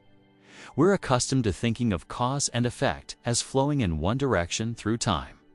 Causes precede their effects, and effects cannot reach backward to modify their own causes. But time travel, if it's possible, seems to allow exactly this kind of causal violation. It permits effects to reach into the past and reshape the very causes that created them. The grandfather paradox has inspired numerous proposed solutions, each revealing different assumptions about the nature of time, causality, and reality itself. One of the most famous is the idea of multiple timelines or parallel universes. According to this theory, when you travel back and prevent your grandfather from meeting your grandmother, you don't actually change your own past. Instead, you create a new timeline, a parallel universe where your grandparents never meet and you're never born. In this branching timeline scenario, there are now two distinct realities. In the original timeline, your grandparents met, you were born, and you eventually traveled back in time. In the new timeline you created, your grandparents never met, and a version of you never exists. The time traveler who made the journey continues to exist because they originated from the first timeline. But they've created a second universe where their counterpart never comes into being. This solution preserves logical consistency by avoiding the paradox entirely. You never actually prevent your own birth because the person whose birth you prevent is not you, but rather an alternate version of yourself in a parallel universe. Your own existence remains secure in your original timeline, even though you've created a new reality where your doppelganger never exists. But the multiple timeline solution raises its own puzzles. If every time travel journey creates new parallel universes, then time travel becomes a godlike power to spawn infinite alternate realities. Each small change you make in the past could potentially create a universe containing billions of people whose lives unfold differently because of your intervention. The ethical implications are staggering. Do you have the right to create these alternate realities? Are you responsible for all the suffering and joy that occurs in the timelines you create? Another proposed solution is the self-consistency principle, sometimes called the Navikov self-consistency conjecture after physicist Igor Navikov. This principle suggests that the universe has a kind of built-in protection against paradoxes. According to this view, if you travel back in time, you can only do things that are consistent with the history you already know. Under the self-consistency principle, your attempt to prevent your grandparents from meeting would necessarily fail. Perhaps your warning to your grandfather would be misunderstood, leading him to go on leave anyway. Perhaps the accident you tried to cause would actually bring your grandparents together. Perhaps your intervention would turn out to be the very reason they met in the first place.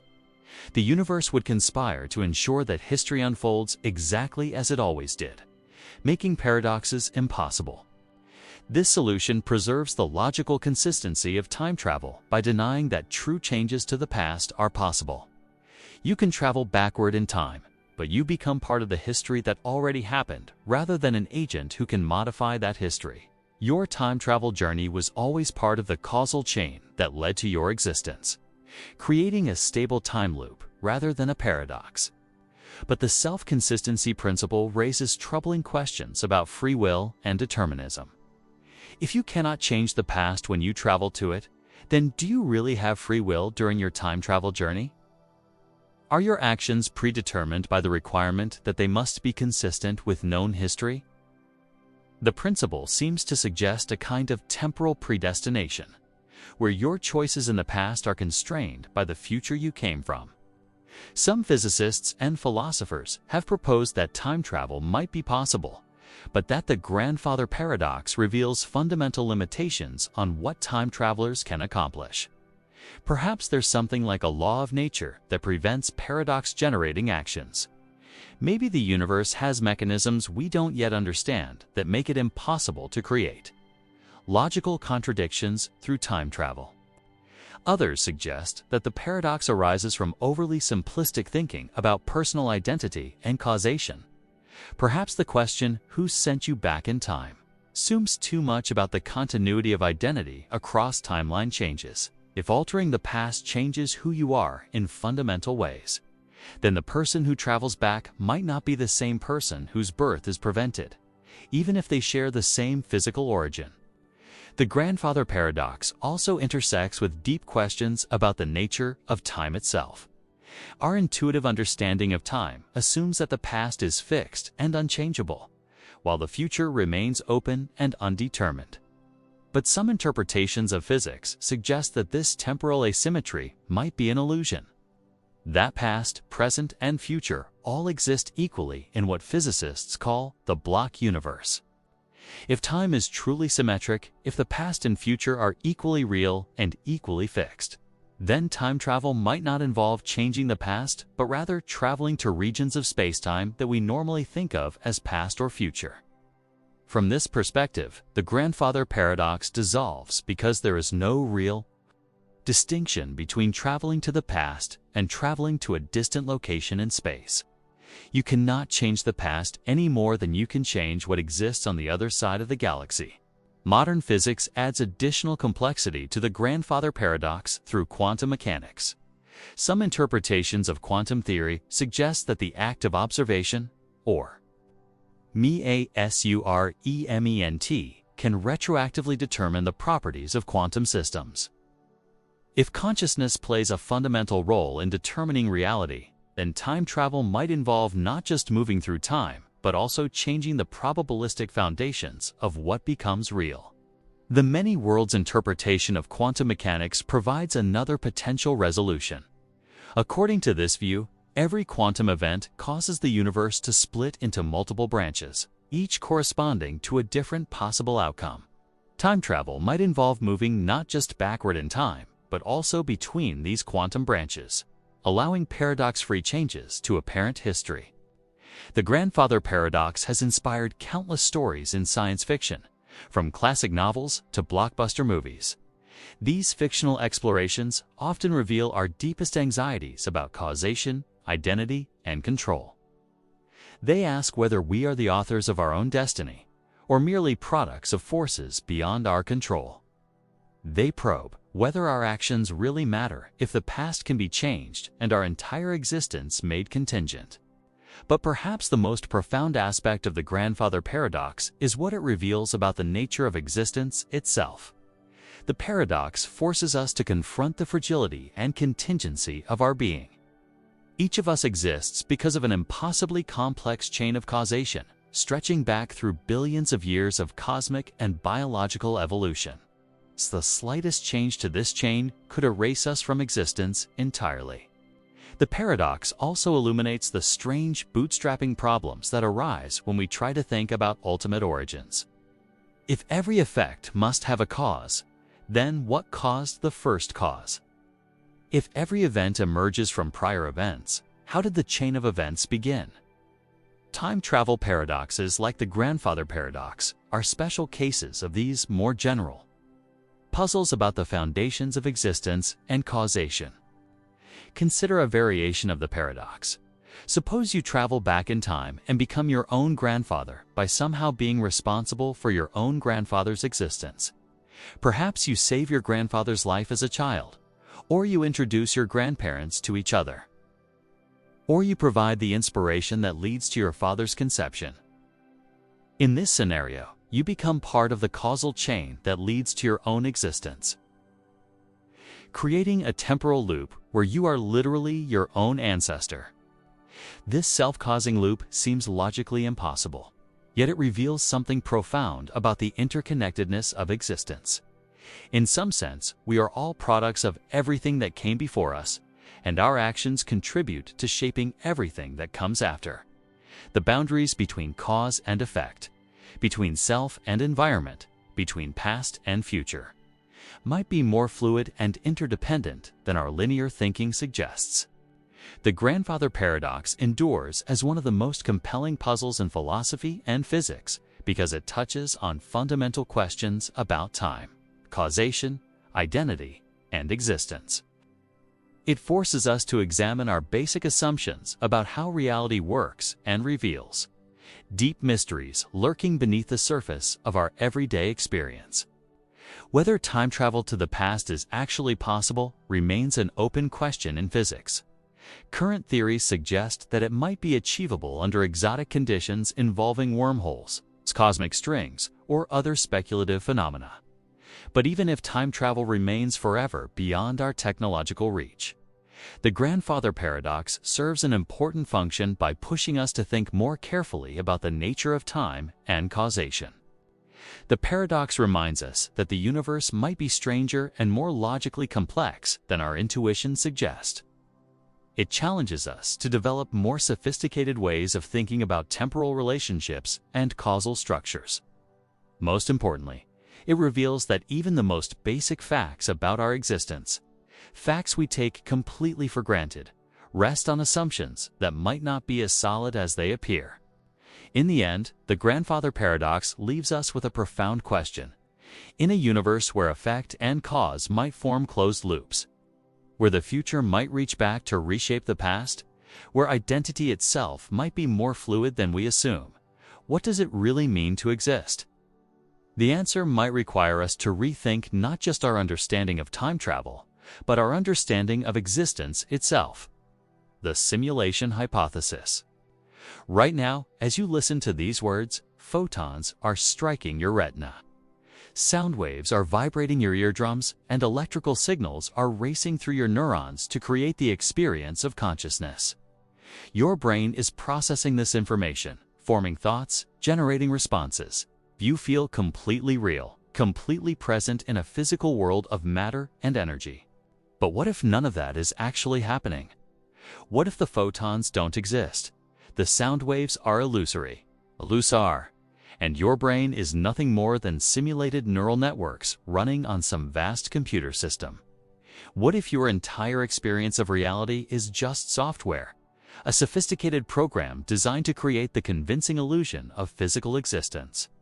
This unsettling possibility is known as the simulation hypothesis, and it has captured the imagination of philosophers, scientists, and technologists in recent years. The idea isn't entirely new. Philosophers have long questioned the reliability of our senses and the nature of reality. But modern computing power has made the hypothesis seem less like abstract speculation and more like a genuine possibility that deserves serious consideration.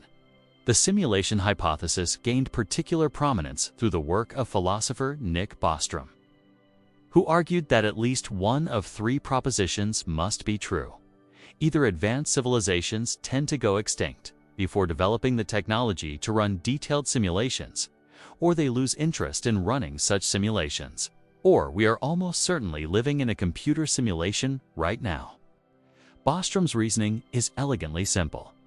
If a civilization develops enough computational power to simulate entire worlds filled with conscious beings, they might run many such simulations. In fact, they might run millions or billions of simulated worlds, each containing billions of simulated people who believe themselves to be real. If this happens, then simulated beings would vastly outnumber real ones. By pure statistics, any randomly selected conscious being would be more likely to be simulated than real. This statistical argument has a disturbing logic to it. Consider our own civilization's trajectory. We've gone from room-sized computers that could barely calculate two devices that fit in our pockets and can render complex three-dimensional worlds in real time. Video games today create increasingly convincing virtual environments populated by non-player characters that exhibit sophisticated behaviors. Virtual reality systems can already fool our senses in limited ways. If this technological progression continues, we might eventually develop the ability to simulate entire universes down to the quantum level, complete with simulated beings who experience life just as vividly as we do. These simulated people would have no way of knowing they're simulated.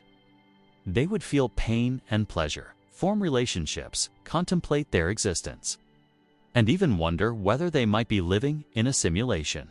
But the simulation hypothesis raises a fundamental question. How could you possibly prove that you're not living in a simulation?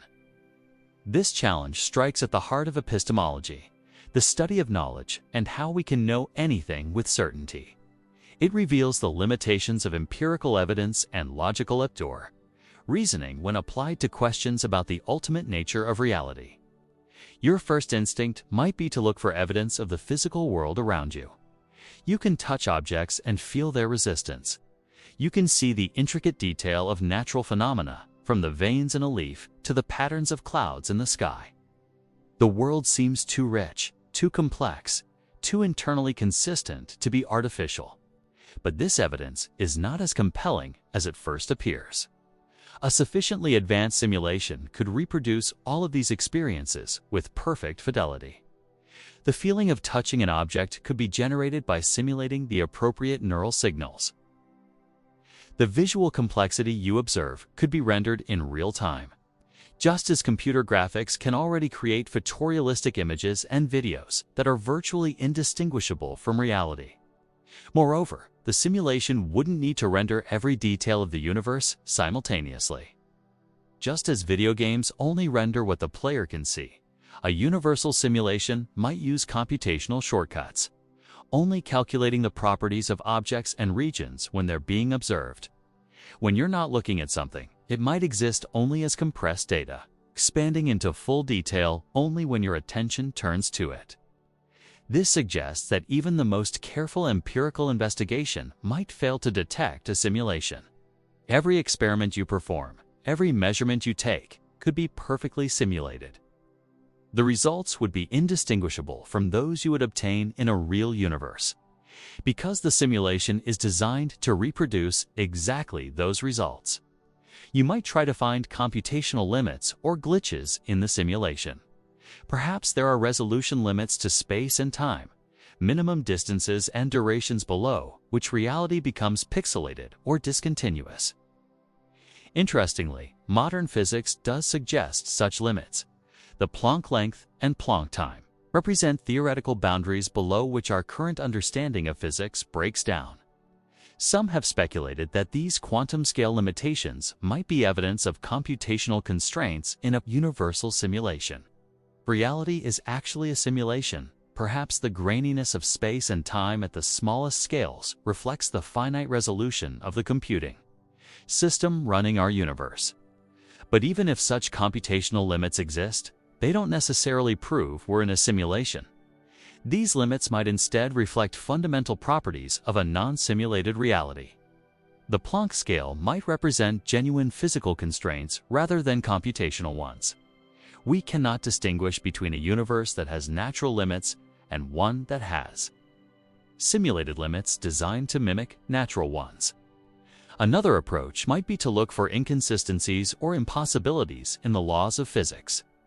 Perhaps a simulation would contain logical contradictions or violations of mathematical principles that a real universe would not permit. But this strategy faces the same problem. A well-designed simulation would precisely reproduce the mathematical consistency of a real universe. Any inconsistencies we discovered could be features of reality rather than flaws in a simulation. The simulation hypothesis also raises puzzling questions about consciousness and subjective experience. If you are simulated, what is the nature of your consciousness? Are you experiencing genuine qualia, the subjective feelings of seeing red or feeling pain? Or are these experiences somehow artificial, computational, rather than phenomenological? This question touches on some of the deepest problems in philosophy of mind. We don't fully understand how consciousness arises from physical processes in the brain. So we have no clear way to determine whether simulated neural activity could give rise to genuine conscious experience. If consciousness can emerge from silicon and software, just as it emerges from carbon and chemistry, then simulated beings might be just as real, in the sense that matters most, as biological ones. Some versions of the simulation hypothesis suggest that consciousness might be fundamental to reality, that any sufficiently complex information processing system will naturally give rise to subjective experience. Under this view, the distinction between simulated and real consciousness becomes meaningless. You are conscious, whether you're biological or digital, whether you're made of atoms or bits. But other interpretations suggest that simulated consciousness might be impossible or meaningless. Perhaps consciousness requires specific physical substrates or processes that cannot be replicated in silico. Perhaps what we interpret as simulated consciousness is actually something else entirely. A philosophical zombie that behaves conscious but lacks inner experience. The practical implications of the simulation hypothesis are as puzzling as its theoretical aspects. If you discovered definitive proof that you were living in a simulation, how should you respond? Should this knowledge change how you live your life, how you treat others, what you value? One perspective suggests that it shouldn't matter whether you're simulated or real. Your experiences feel genuine to you. Your relationships have meaning within your subjective reality. Your actions have consequences for yourself and others within your world. Even if that world is artificial, it's the only reality you know and the only one in which you can act. Another view suggests that being simulated might actually be liberating.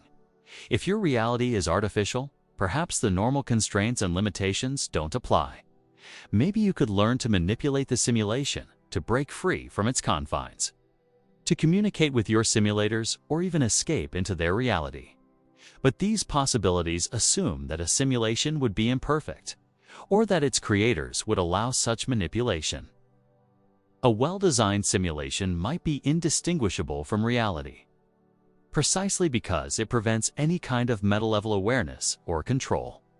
You might be permanently trapped within the simulated reality, unable to even conceive of existence beyond it. The simulation hypothesis also raises ethical questions about the responsibilities of those who might be running simulations. If advanced civilizations can create billions of conscious simulated beings, do they have moral obligations toward those beings? Is it ethical to create conscious entities that suffer, even if that suffering is artificial? Should simulated beings have rights? Should they be informed about their nature? These questions become particularly acute when we consider our own potential future as creators of simulated worlds. As our computing power increases, we may face moral decisions about creating conscious artificial beings. The simulation hypothesis forces us to confront these ethical challenges before we possess the technology to implement them. Some have argued that the simulation hypothesis is unfalsifiable and therefore unscientific, since any evidence against the hypothesis could be explained as part of the simulation, and since no possible observation could definitively prove we're not simulated, the hypothesis might be logically meaningless. Like the idea that the universe was created 5 minutes ago with all our memories intact, it might be a proposition that cannot be tested or verified. But others contend that unfalsifiable doesn't necessarily mean meaningless. The simulation hypothesis might have predictive value or explanatory power, even if it cannot be definitively proven or disproven. It might guide our thinking about consciousness, computation, and the nature of reality in productive ways. The hypothesis also connects to broader questions about the relationship between mind and reality. If consciousness can exist within a simulation, what does this tell us about the nature of mental phenomena? Does it suggest that mind is substrate independent? That consciousness is a pattern that can be instantiated in any sufficiently complex information processing system? Recent developments in artificial intelligence and virtual reality have made the simulation hypothesis seem increasingly plausible. As we create more sophisticated simulated environments and more convincing artificial intelligences, the boundary between real and artificial becomes increasingly blurred. We may be approaching a point where we can create simulated beings that are indistinguishable from real ones. This technological trajectory lends weight to Bostrom's statistical argument. If we can create convincing simulations, and if we have motivations to do so for research, entertainment, or other purposes, then we might indeed create many more simulated beings than real ones. The simulation hypothesis might not just be possible, but probable. Yet the hypothesis also contains a kind of recursive puzzle. If we are simulated beings who create our own simulations, then we might create simulated beings who also create simulations, leading to nested layers of artificial reality. How deep might these simulations go? Could there be simulations within simulations within simulations, each layer unaware of the levels above it? This recursive structure raises questions about computational resources and efficiency. Running detailed simulations requires enormous amounts of computing power. Running simulations within simulations would require even more. At some point, the computational demands might become prohibitive, suggesting that the nesting of simulated realities might have practical limits. But perhaps these limitations don't apply to sufficiently advanced civilizations. Maybe post-human intelligences will have access to computational resources that exceed our current imagination. Maybe they will harness the power of entire stars or galaxies to run their simulations. Maybe they will discover computational techniques that we cannot yet conceive. The simulation hypothesis ultimately forces us to confront the limits of knowledge and the mystery of existence. It reveals that even our most basic assumptions about reality might be wrong. It suggests that the universe might be far stranger and more complex than we imagine.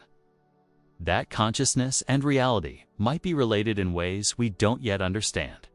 Whether or not we are living in a simulation, the hypothesis serves an important function by challenging us to think more deeply about the nature of existence, consciousness, and knowledge. It reminds us that our understanding of reality is provisional and that the universe might contain possibilities we have barely begun to explore. In the end, the simulation hypothesis leaves us with a profound uncertainty about the nature of our existence. We cannot prove we are real, but we cannot prove we are simulated either. We exist in a state of ontological uncertainty, unsure about the fundamental nature of the reality we inhabit.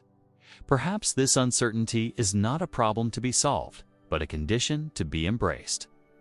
A reminder that existence itself is far more mysterious and wonderful than we typically assume. The problem of other minds. Right now, you are experiencing something that seems absolutely certain and undeniable: consciousness. You have subjective experiences, inner feelings, a stream of thoughts flowing through your mind. When you see the color red, you don't just detect wavelengths of light. You experience redness, a particular quality of sensation that fills your awareness. When you feel sadness, you don't just exhibit certain behaviors. You undergo a subjective emotional state that you know from the inside. This immediate access to your own consciousness gives you direct, unquestionable evidence that at least one conscious being exists in the universe: you. But here's where things become puzzling. When you look at other people around you, you see bodies that behave in ways similar to yours. They speak, they react to their environment, they claim to have experiences and feelings. But do they actually have inner experiences like yours? Or are they just sophisticated biological machines going through the motions of consciousness without any real inner life? This is the problem of other minds, one of the most fundamental puzzles in philosophy. It asks how we can know whether other people have conscious experiences, or whether we might be the only truly conscious being in a world full of unconscious automatons. The problem is more than just academic speculation. It touches on the very foundations of empathy, morality, and human connection. The challenge arises because consciousness seems to be inherently private and subjective. You have direct access to your own mental states, but you can only observe other people's behavior from the outside. When someone says they're in pain, you can see them wince, hear them groan, and observe them trying to avoid whatever is causing the discomfort. But you cannot directly experience their pain. You cannot feel what they feel or access their subjective inner world. This creates an epistemological gap that seems impossible to bridge. All the evidence you have about other people's minds is behavioral and external. You infer that they have conscious experiences based on their actions, their words, and their responses to situations. But this inference might be mistaken. Perhaps other people are philosophical zombies, beings that behave exactly like conscious creatures, but lack any inner subjective experience. Imagine encountering a philosophical zombie version of your best friend. This zombie would look identical to your friend, speak in the same voice, tell the same jokes, and respond to situations in exactly the same ways. When asked about their experiences, the zombie would describe them in detail, claiming to feel joy, sadness, love, and fear. They would insist they have rich inner lives filled with thoughts, sensations, and emotions. But according to the zombie hypothesis, all of this would be mere behavior without any accompanying conscious experience. The zombie would be a perfect actor playing the role of consciousness without actually being conscious. The disturbing possibility is that you might never be able to tell the difference between your real friend and their zombie duplicate. Since consciousness is not directly observable from the outside, there might be no behavioral test that could distinguish genuine consciousness from its perfect simulation. This suggests that your belief in other people's consciousness might be fundamentally unverifiable. But perhaps this worry is overblown. After all, you have excellent reasons for believing that other people are conscious. The most compelling is the argument from analogy. You know that your own consciousness is associated with a particular type of physical system, a human brain. When you see other humans with similar brains exhibiting similar behaviors, it seems reasonable to conclude that they have similar conscious experiences. This analogical reasoning feels natural and compelling. When you see someone pull their hand away from a hot stove and cry out in apparent pain, you don't hesitate to conclude that they're experiencing something similar to what you would experience in the same situation. The similarity in physical structure and behavioral response provides strong evidence for similar mental states. Yet the argument from analogy has significant limitations. It's based on a sample size of exactly one, your own case. In any other domain, we would be skeptical of generalizations based on such limited data. Moreover, the analogy assumes that consciousness depends on physical brain states in predictable ways. But we don't fully understand how consciousness arises from neural activity. The relationship between brain and mind remains one of the deepest mysteries in science. Consider how the problem becomes more complex when we extend it beyond humans. Do other animals have conscious experiences? Most people would say that mammals like dogs and cats are conscious, though perhaps not in exactly the same way humans are. But what about fish, or insects, or plants? As we move further from human-like beings, our confidence in attributing consciousness tends to decrease. But on what basis do we make these judgments? The difficulty of determining consciousness in other species highlights the problem with relying purely on behavioral evidence. A fish might respond to harmful stimuli in ways that suggest pain. But it might also be exhibiting purely reflexive responses without any subjective experience of suffering. An insect might navigate its environment with apparent purpose and intelligence, but this might reflect sophisticated programming rather than conscious awareness. Recent developments in artificial intelligence have added new dimensions to the problem of other minds. As AI systems become more sophisticated, they increasingly exhibit behaviors that we associate with intelligence and even consciousness. Large language models can engage in complex conversations, show apparent creativity, and even claim to have experiences and emotions. But are these systems actually conscious? Or are they just very convincing simulators of consciousness? The question becomes particularly acute when AI systems explicitly claim to be conscious. If an artificial intelligence tells you it has subjective experiences, that it feels emotions, that it has an inner life, how would you determine whether these claims are true? The system might pass every behavioral test for consciousness while remaining fundamentally unconscious. A sophisticated zombie made of silicon and code rather than carbon and chemistry. This uncertainty about AI consciousness mirrors the broader problem of other minds. We cannot directly access the inner experiences of artificial systems any more than we can access the inner experiences of other humans. We must rely on external behavior and our theories about what kinds of physical processes can give rise to consciousness. The problem of other minds also raises profound moral questions. If you cannot be certain that other people are conscious, what are the implications for ethics and morality? Most moral frameworks assume that other people have subjective experiences, that they can suffer and feel pleasure, that their interests matter morally. But if other minds are fundamentally unknowable, then the foundations of ethics become uncertain. Consider the moral difference between harming a conscious being and damaging an unconscious machine. If someone is genuinely conscious, then causing them pain inflicts real suffering and is morally problematic. But if they are merely unconscious automata, then harming them might be no different from breaking a sophisticated robot. The moral significance of our actions toward others depends crucially on whether they have genuine conscious experiences. This uncertainty might lead to moral skepticism or paralysis. If we cannot know whether others are conscious, how can we make moral decisions involving them? Some philosophers argue that we should err on the side of caution, treating all beings that might be conscious as if they definitely are conscious. This precautionary principle would extend moral consideration to humans, animals, and potentially even artificial intelligences. Others suggest that the problem of other minds reveals the limitations of purely external approaches to understanding consciousness. Perhaps consciousness cannot be studied effectively from a third-person objective perspective. Maybe we need to develop new methodologies that take seriously the first-person dimension of mental life.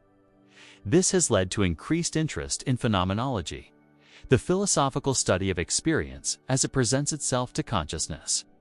Phenomenologists argue that we can gain important insights into the nature of consciousness by carefully examining our own subjective experiences.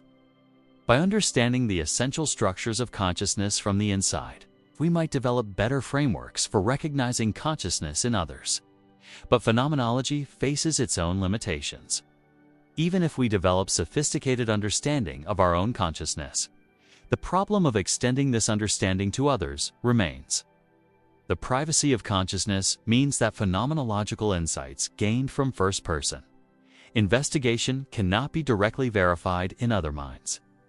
Some philosophers have proposed that the problem of other minds is based on false assumptions about the nature of consciousness. Perhaps consciousness is not as private and internal as we typically assume. Maybe mental states have essential public dimensions that make them directly observable under the right conditions. This externalist approach suggests that mental states are partly constituted by external relationships and behaviors, rather than being purely internal phenomena. From this perspective, other people's consciousness might be more directly accessible than the traditional formulation of the problem suggests. Their mental states might be partially constituted by their interactions with the environment and with other people, making them observable in principle. Another approach questions whether perfect philosophical zombies are actually possible. Some philosophers argue that consciousness and behavior are so intimately connected that it's logically impossible for a being to exhibit all the behavioral signs of consciousness without actually being conscious. If this view is correct, then the zombie argument fails, and behavioral evidence for consciousness becomes much more reliable. This position often relies on functionalist theories of mind, which hold that mental states are defined by their functional roles rather than by their internal qualitative properties. From a functionalist perspective, anything that plays the functional role of consciousness just is conscious, regardless of what it's made of or how it feels from the inside. But functionalism faces its own challenges. Many people find it counterintuitive to deny the importance of subjective experience in favor of purely functional definitions. The idea that consciousness might be nothing over and above functional organization seems to miss something essential about what makes consciousness special and important. The problem of other minds also intersects with questions about personal identity and the boundaries of the self. If consciousness is fundamentally private, what defines the boundaries between one conscious being and another? Could there be overlapping consciousnesses or distributed minds that span multiple bodies? Could your consciousness extend beyond your individual brain to include other people or external tools? These questions become particularly relevant in an age of increasing technological integration with human biology. Brain-computer interfaces, neural prosthetics, and other technologies blur the traditional boundaries between mind and machine, between self and other. As these technologies develop, the problem of other minds might become even more complex and pressing. Recent neuroscientific research has provided new tools for studying consciousness, including brain imaging techniques that can reveal the neural correlates of conscious experience. Some researchers hope that by understanding the neural basis of consciousness, we might develop objective measures that could resolve the problem of other minds. If we could identify specific neural signatures of consciousness, we might be able to determine whether other beings are conscious by examining their brain activity. But this approach faces significant challenges. Even if we identify neural correlates of consciousness in human brains, it's not clear how to extend these findings to other species or to artificial systems with different architectures. Moreover, correlation is not causation. The fact that certain neural patterns accompany consciousness doesn't necessarily mean that those patterns constitute consciousness. The integrated information theory proposed by neuroscientist Giulio Tonone offers one attempt to provide an objective measure of consciousness. According to this theory, consciousness corresponds to integrated information in a system, and this can be quantified mathematically. If correct, this approach might provide a way to determine which systems are conscious and to what degree. But integrated information theory remains controversial and faces both theoretical and practical challenges. The mathematical calculations required to determine integrated information are extremely complex, and it's not yet clear whether the theory's predictions align with our intuitive judgments about consciousness. Perhaps the most profound aspect of the problem of other minds is what it reveals about the nature of knowledge and certainty. The problem shows that even our most basic assumptions about the world around us might be uncertain. It suggests that there are fundamental limits to what we can know about reality, particularly about the inner lives of other beings. This epistemic humility might be valuable in itself. Recognizing the limits of our knowledge about other minds might make us more open-minded about the possibility of consciousness in unexpected places.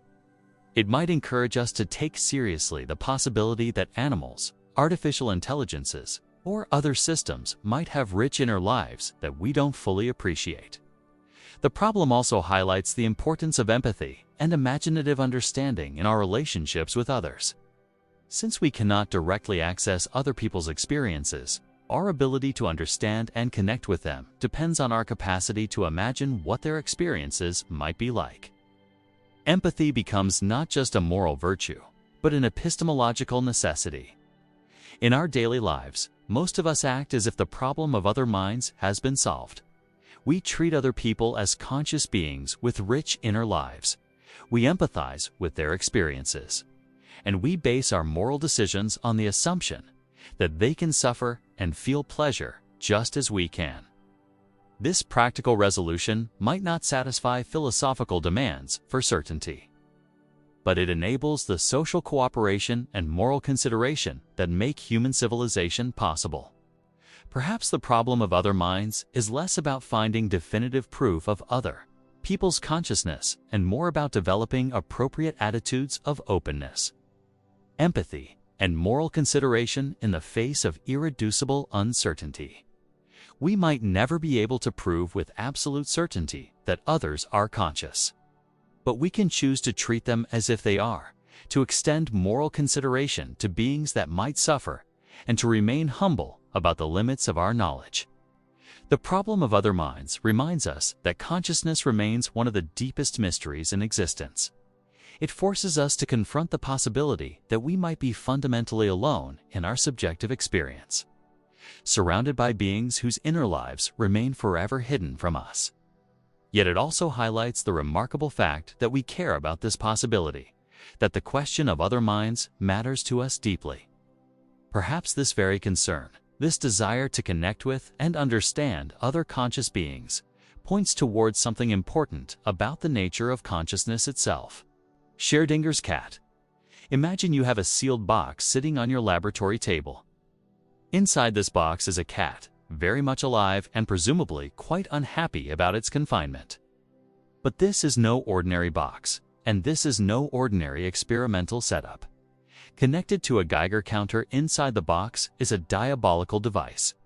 If the counter detects radiation from a single radioactive atom, it triggers a mechanism that breaks a flask of poison gas, killing the cat instantly.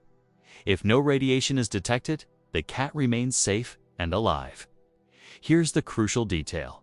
The radioactive atom you've chosen has exactly a 50% chance of decaying within the next hour, according to quantum mechanics. Until someone opens the box and observes what has happened, the atom exists in what physicists call a superposition of states. It is simultaneously decayed and not decayed, existing in both possibilities at once. But if the atom is in superposition, then the entire chain of events connected to it must also be in superposition. The Geiger counter is both triggered and not triggered. The poison flask is both broken and intact. And most disturbingly, the cat is both alive and dead at the same time. This thought experiment, proposed by Austrian physicist Erwin Schrödinger in 1935, wasn't meant to describe a real laboratory procedure. Instead, it was designed to highlight what Schrödinger saw as the absurd implications of quantum mechanics when applied to macroscopic objects. He was pointing out a fundamental problem. If quantum mechanics is truly universal, then ordinary objects like cats should be able to exist in the same strange superposition states that quantum particles routinely inhabit. The paradox strikes at the heart of one of the most profound questions in physics and philosophy. What is the role of observation in determining reality? Does the act of opening the box and looking inside somehow create the reality we observe, forcing the cat to choose between being alive or dead? Or was the cat always in a definite state, and our observation simply reveals a pre-existing reality? To understand why this question is so puzzling, we need to consider what quantum mechanics tells us about the microscopic world. At the scale of atoms and subatomic particles, the usual rules of classical physics break down in spectacular ways. Particles can exist in multiple states simultaneously, a phenomenon called superposition. An electron can spin both clockwise and counterclockwise at the same time. A photon can travel through multiple slits in a barrier simultaneously. These quantum effects aren't just theoretical curiosities. They've been verified through countless experiments and form the foundation of technologies like lasers, transistors, and quantum computers. The strange behavior of quantum systems is not in dispute. What remains deeply controversial is how to interpret what this behavior means for the nature of reality itself. The most widely taught interpretation of quantum mechanics, known as the Copenhagen interpretation, suggests that quantum systems genuinely exist in superposition until they are measured or observed. The act of measurement forces the system to collapse from its superposed state into one definite outcome. Before measurement, the system has no definite properties. After measurement, it has specific concrete characteristics. Applied to Schrödinger's cat, this interpretation would suggest that the cat really is both alive and dead until someone opens the box. The act of observation doesn't just reveal the cat's state, it actually determines that state.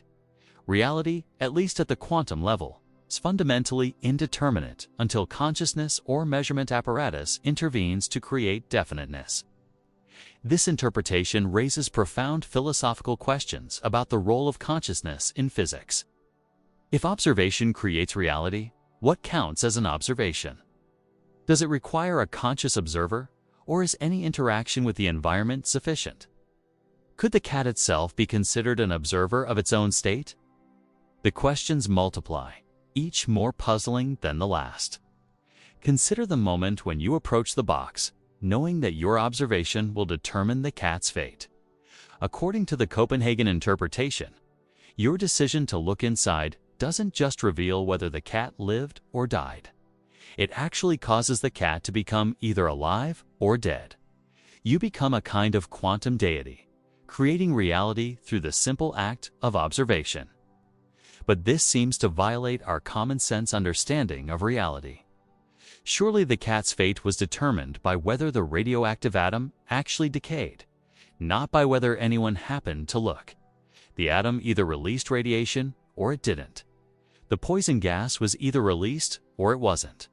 The cat either died or survived. Our ignorance of the outcome shouldn't affect the outcome itself. This common-sense view aligns with what physicists call hidden variable theories. These theories suggest that quantum systems always have definite properties, even when we can't measure them. The apparent randomness and indeterminacy of quantum mechanics reflects our ignorance of hidden variables that determine the outcomes in advance. From this perspective, the cat was always either alive or dead. We just didn't know which until we looked. But hidden variable theories face a serious problem.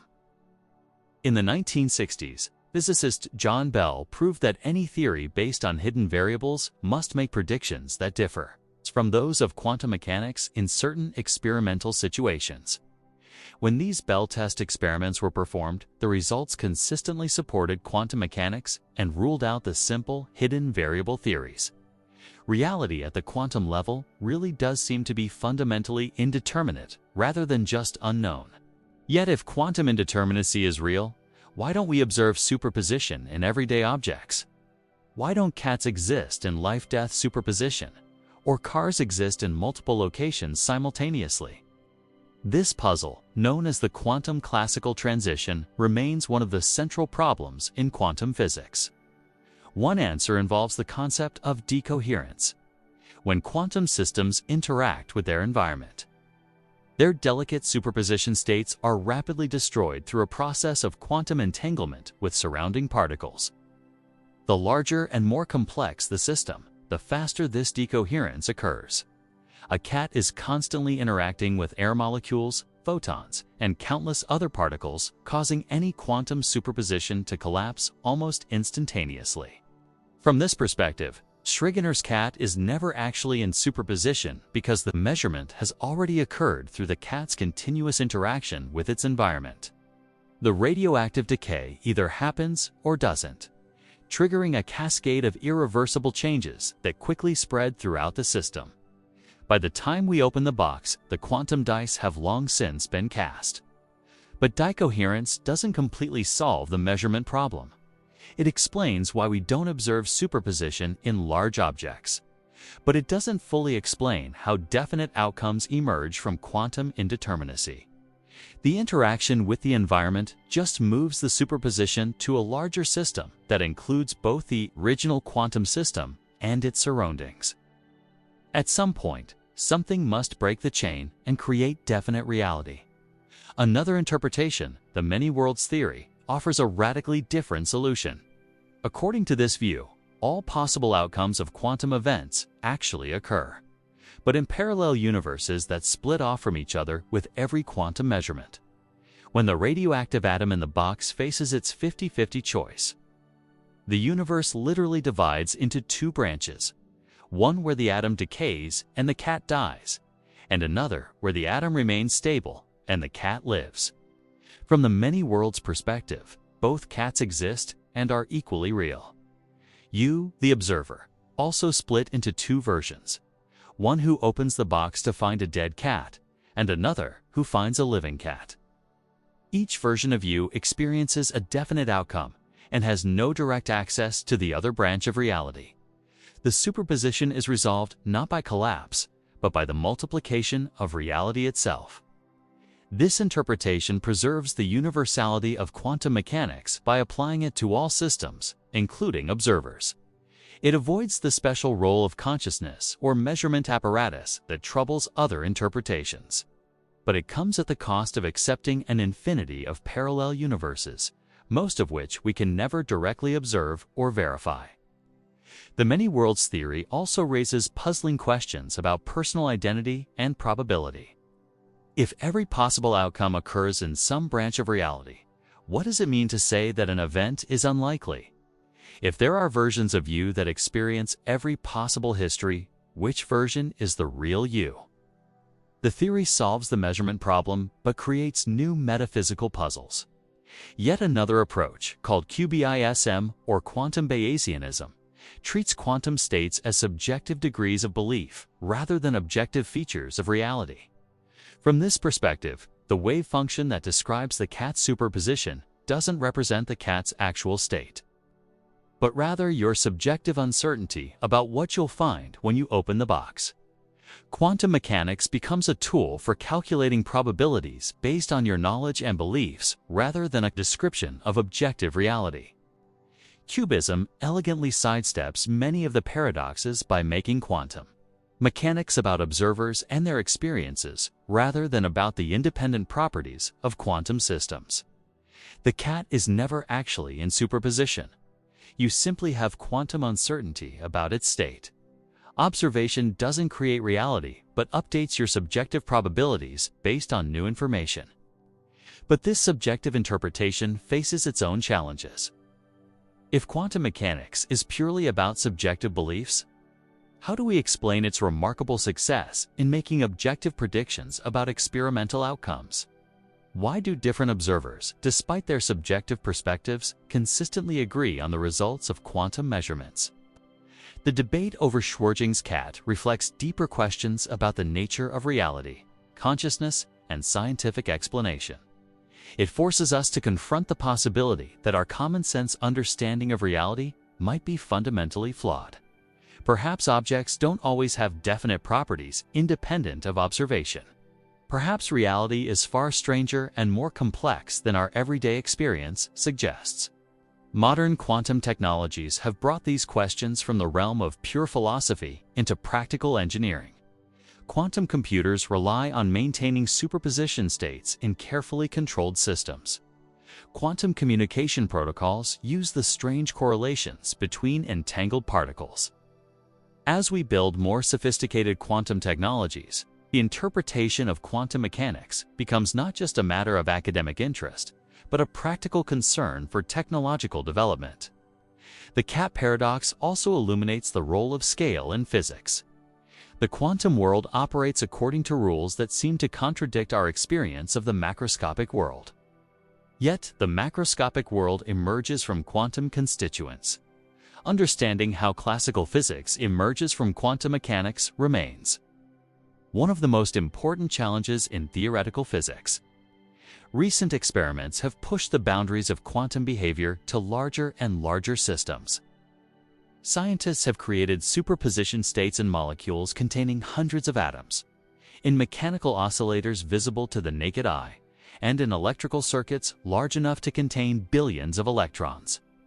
While we haven't yet achieved superposition in anything as large as a cat, the gap between the quantum and classical worlds continues to narrow.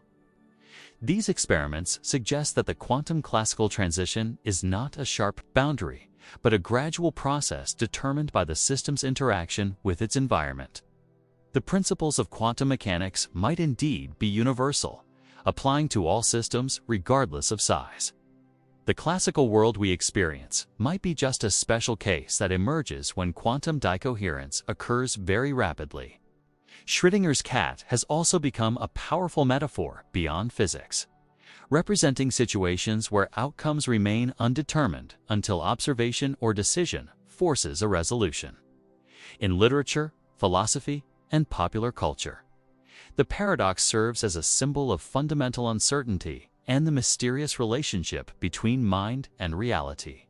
The thought experiment reminds us that science often leads us to conclusions that conflict with our intuitive understanding of the world, just as Copernicus showed that the Earth is not the center of the universe, and Darwin demonstrated that humans are part of the natural evolutionary process. Quantum mechanics suggests that reality might not have the definite, objective character we naturally assume. Perhaps the most profound lesson of Schrödinger's cat is that the universe might be fundamentally more mysterious than we can easily comprehend. Whether reality consists of collapsing wave functions, parallel universes, subjective probabilities, or something else entirely, the quantum world challenges our deepest assumptions about existence and knowledge. The cat in the box, simultaneously alive and dead until observed, serves as a reminder that the boundary between the possible and the actual, between potential and reality, might be far more complex and mysterious than our everyday experience suggests. In wrestling with this paradox, we encounter not just a puzzle about quantum mechanics, but a fundamental question about the nature of existence itself. As we continue to probe the quantum world and develop new technologies based on quantum principles, Schrödinger's cat remains a powerful symbol of the deep mysteries that lie at the heart of reality. The cat may never escape its box, but it continues to provoke questions that push the boundaries of human understanding and challenge us to think more deeply about the strange and wonderful universe we inhabit. The teleporter paradox. You stand before humanity's greatest transportation breakthrough, a gleaming teleportation chamber that promises to deliver you instantly to any destination on Earth. The technology is elegant in its simplicity. The machine scans every atom in your body, recording the precise position and quantum state of each particle. This information is transmitted at the speed of light to an identical machine at your destination, where sophisticated assemblers use the data to reconstruct you perfectly, atom by atom. The process is flawless. Every neuron in your brain is recreated in exactly the same state, preserving every memory, every thought pattern, every aspect of your personality. The reconstructed person has your face, your voice, your mannerisms, and your complete set of memories stretching back to childhood. To everyone who knows you, including yourself, the person who steps out of the destination chamber is unmistakably you. But here's the unsettling detail. To prevent the existence of two identical copies, the original scanning process necessarily destroys your current body, breaking down every atom as it records their positions. In the span of seconds, your physical form is completely disintegrated, reduced to raw data that travels across space before being used to build what appears to be an identical you. The question that haunts this remarkable technology is fundamental. Did you travel to your destination, or did you die in the scanning chamber? Is the person who emerges at the other end really you, continuing your life's journey? Or are they a perfect copy who merely believes they are you, while the real you has been murdered by the machine? This thought experiment, variations of which have been explored by philosophers for decades, strikes at the very heart of personal identity and consciousness. It forces us to confront what makes you you, and whether that essential selfhood can survive the complete destruction and recreation of your physical form. The teleporter paradox becomes even more troubling when we consider a malfunction scenario. Imagine that during your teleportation, the scanning process completes successfully and the data is transmitted. But the destruction mechanism fails. You remain conscious in the original chamber while simultaneously, thousands of miles away, another version of you materializes with identical memories and personality. Both of you have equal claim to being the real you. Both remember stepping into the teleporter. Both believe themselves to be the original. From the perspective of the reconstructed copy, the experience seems seamless. They remember your entire life, your decision to use the teleporter the moment of stepping into the scanning chamber. To them, they are obviously you, having simply traveled from one location to another. The idea that they might be a copy while the real you exists elsewhere seems absurd. But from your perspective in the original chamber, the situation appears very different. You are clearly still you, still in your original body, still conscious and alive. The being at the destination, no matter how perfect, seems like nothing more than an elaborate duplicate. If the machine's destruction mechanism had worked properly, you would have been killed to create this copy. The technology appears to be sophisticated murder disguised as transportation. This scenario forces us to confront uncomfortable questions about the nature of consciousness and identity.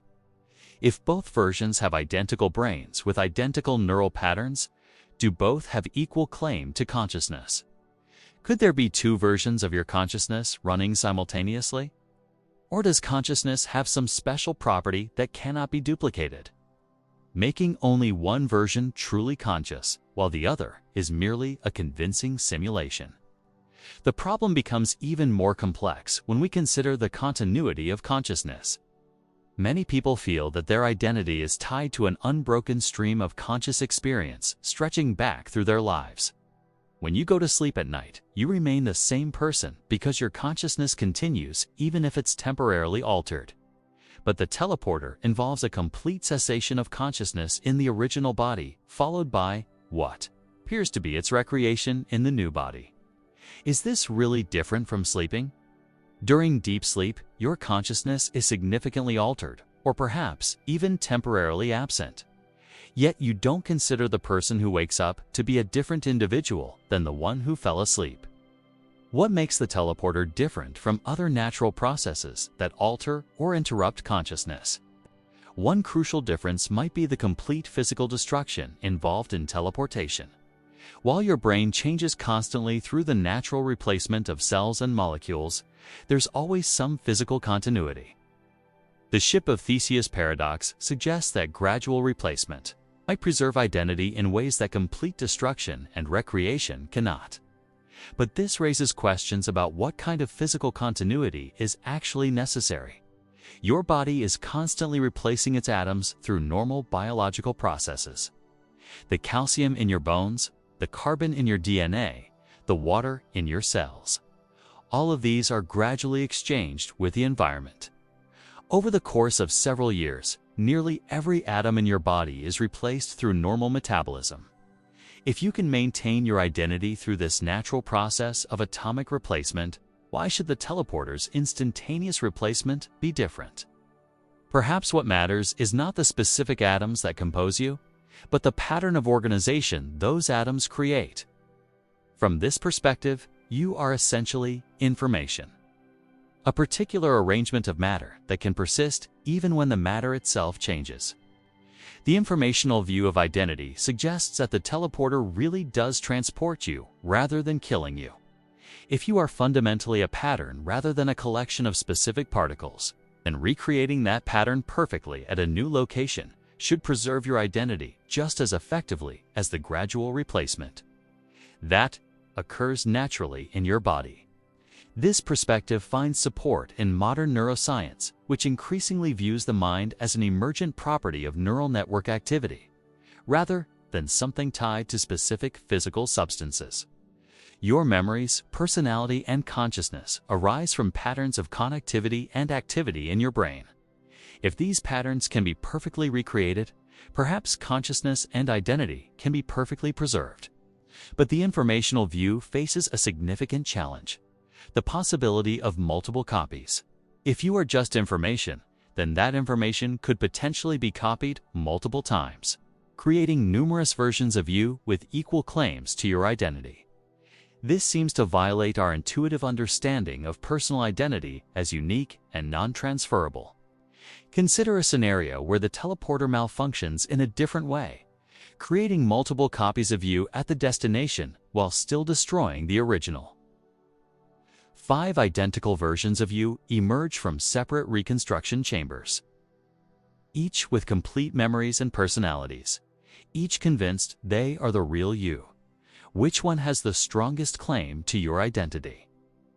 Are they all equally you, or are they all mere copies of a person who died in the scanning process? The multiple copy scenario reveals the potential absurdity of treating consciousness as purely informational. If consciousness can be copied, then it might lose the special significance we typically attribute to it. The uniqueness of individual experience, the irreplaceable value of each person's consciousness, might be undermined by technologies that treat consciousness as just another form of data. Some philosophers argue that consciousness has special properties that cannot be duplicated through physical copying. They suggest that consciousness involves some non-physical aspect of existence, perhaps what religious traditions call the soul, that cannot be captured in a computer scan no matter how detailed. From this perspective, the teleporter could never truly transport consciousness. It could only create unconscious copies that behave as if they were conscious. But this view faces the challenge of explaining how non-physical consciousness could interact with physical brains to create the effects we observe. If consciousness is non-physical, how does it influence neural activity? How do changes in brain chemistry affect conscious experience? The interaction between mind and matter remains one of the deepest puzzles in philosophy. Another approach focuses on the temporal continuity of experience. Perhaps what makes you you is not just the pattern of your brain states, but the continuous temporal sequence of those states. Your identity might be tied to the unbroken causal chain that connects your present consciousness to your past experiences. From this temporal perspective, the teleporter necessarily breaks the chain of consciousness, creating a new being who remembers your experiences but didn't actually live through them. The reconstructed person would be like someone with implanted memories, convinced they lived a life they never actually experienced. Yet this temporal continuity view struggles with cases of interrupted consciousness. People who undergo certain medical procedures, experience severe head trauma, or suffer from certain mental conditions may have gaps in their conscious experience. Are they different people after these interruptions? Most would say no, suggesting that perfect temporal continuity might not be essential for personal identity. The teleporter paradox also raises practical and ethical questions about the future of transportation technology. If such devices were actually developed, should they be considered safe for human use? Would using a teleporter be equivalent to suicide? Should society regulate or ban such technologies based on concerns about personal identity? These questions become particularly pressing when we consider that similar issues arise with other emerging technologies. Advances in neuroscience might eventually allow for the uploading of human consciousness to computers, raising similar questions about whether the uploaded mind would be the same person or a digital copy. Medical procedures that involve the complete replacement of brain tissue might face comparable challenges. The paradox also intersects with questions about legal and social identity. If someone uses a teleporter and dies in a subsequent accident, should they be considered the same legal person who entered the machine? Do they retain ownership of their property, their relationships, their social obligations? The answers to these questions might depend on social conventions and legal frameworks rather than on metaphysical facts about consciousness. Recent developments in quantum mechanics add another layer of complexity to the teleporter paradox. Some interpretations of quantum theory suggest that perfect copying of quantum states is impossible due to the no-cloning theorem. This might mean that a perfect teleporter is physically impossible, potentially resolving the paradox by making it irrelevant. But other interpretations suggest that quantum effects might not prevent the kind of copying involved in teleportation, especially if consciousness emerges from classical rather than quantum processes in the brain. The relationship between consciousness and quantum mechanics remains highly speculative and contested. The teleporter paradox ultimately forces us to confront the mystery of consciousness and personal identity. It reveals how little we understand about what makes us who we are and what conditions are necessary for the continuation of personal identity through time.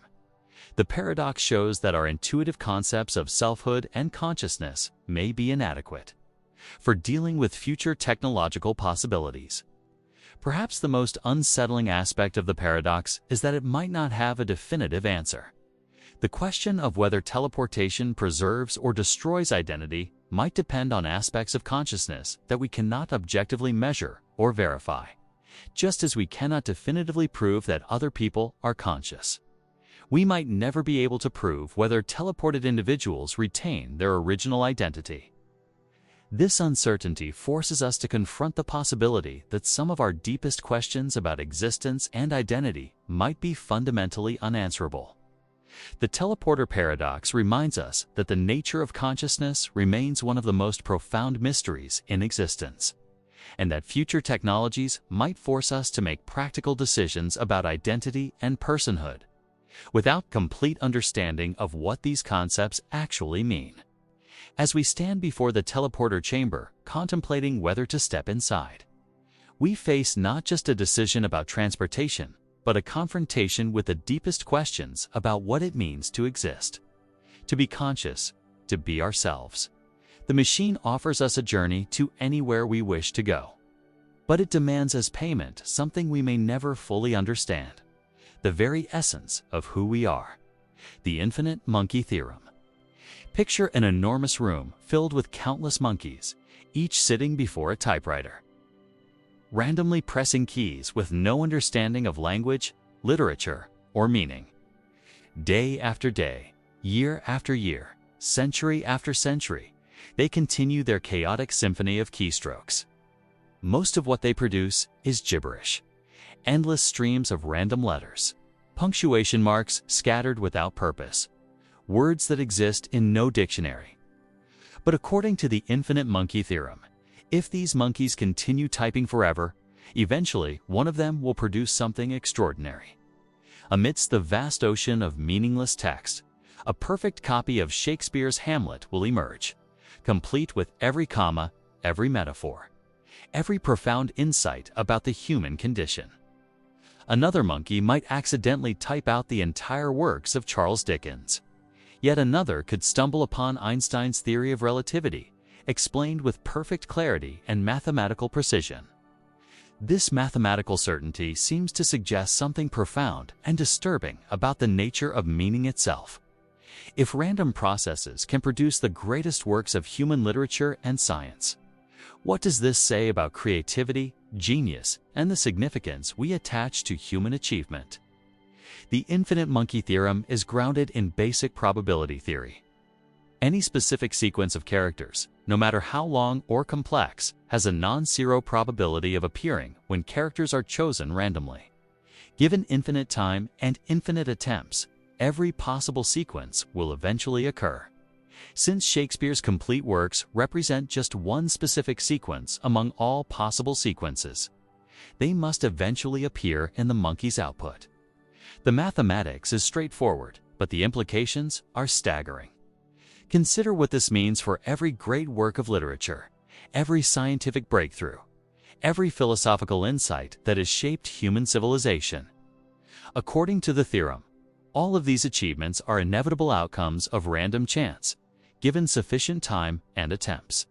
The soaring poetry of Keats, the revolutionary insights of Darwin, the profound meditations of Marcus Aurelius, all of these could emerge from pure randomness. But let's examine what it would actually take for this mathematical certainty to manifest in reality. The probability of randomly generating even a short sentence is astronomically small. To produce just the phrase "to be or not to be," that is the question by random typing. Assuming a keyboard with 26 letters, 10 digits, and common punctuation marks. The odds are roughly 1 in 1080. That's a number with 80 zeros after it, larger than the estimated number of atoms in the observable universe. For comparison, the complete works of Shakespeare contain approximately 884,000 words, or about 4.4 million characters including spaces and punctuation. The probability of generating this exact sequence randomly is so infinitesimally small that even if every atom in the universe were a monkey typing at the speed of light for the entire age of the universe, the chance of success would still be effectively zero. This reveals something important about the gap between mathematical possibility and practical reality. While the infinite monkey theorem is mathematically sound, it operates in a realm of pure abstraction that bears little resemblance to the physical universe we inhabit. The theorem tells us what must happen given infinite resources and infinite time. But our universe appears to have finite resources and may have finite time. Yet the theorem remains fascinating precisely because it forces us to think about the expedited relationship between randomness and meaning. If Shakespeare's works could theoretically emerge from random processes, what makes the actual Shakespeare special? What distinguishes the meaningful creation from the accidental replication? One answer lies in the context and intention behind creation.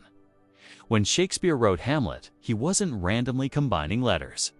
He was drawing on his understanding of human nature, his knowledge of dramatic structure, his mastery of language, and his insights into the complexities of existence. The meaning of Hamlet emerges not just from the sequence of words, but from the intentional choices that shaped those words. The monkey that accidentally types Hamlet has no understanding of what it has created. It cannot explain why Hamlet struggles with indecision, cannot appreciate the beauty of the soliloquies, cannot recognize the profound questions about mortality and meaning that drive the play. The text is identical, but the understanding is absent.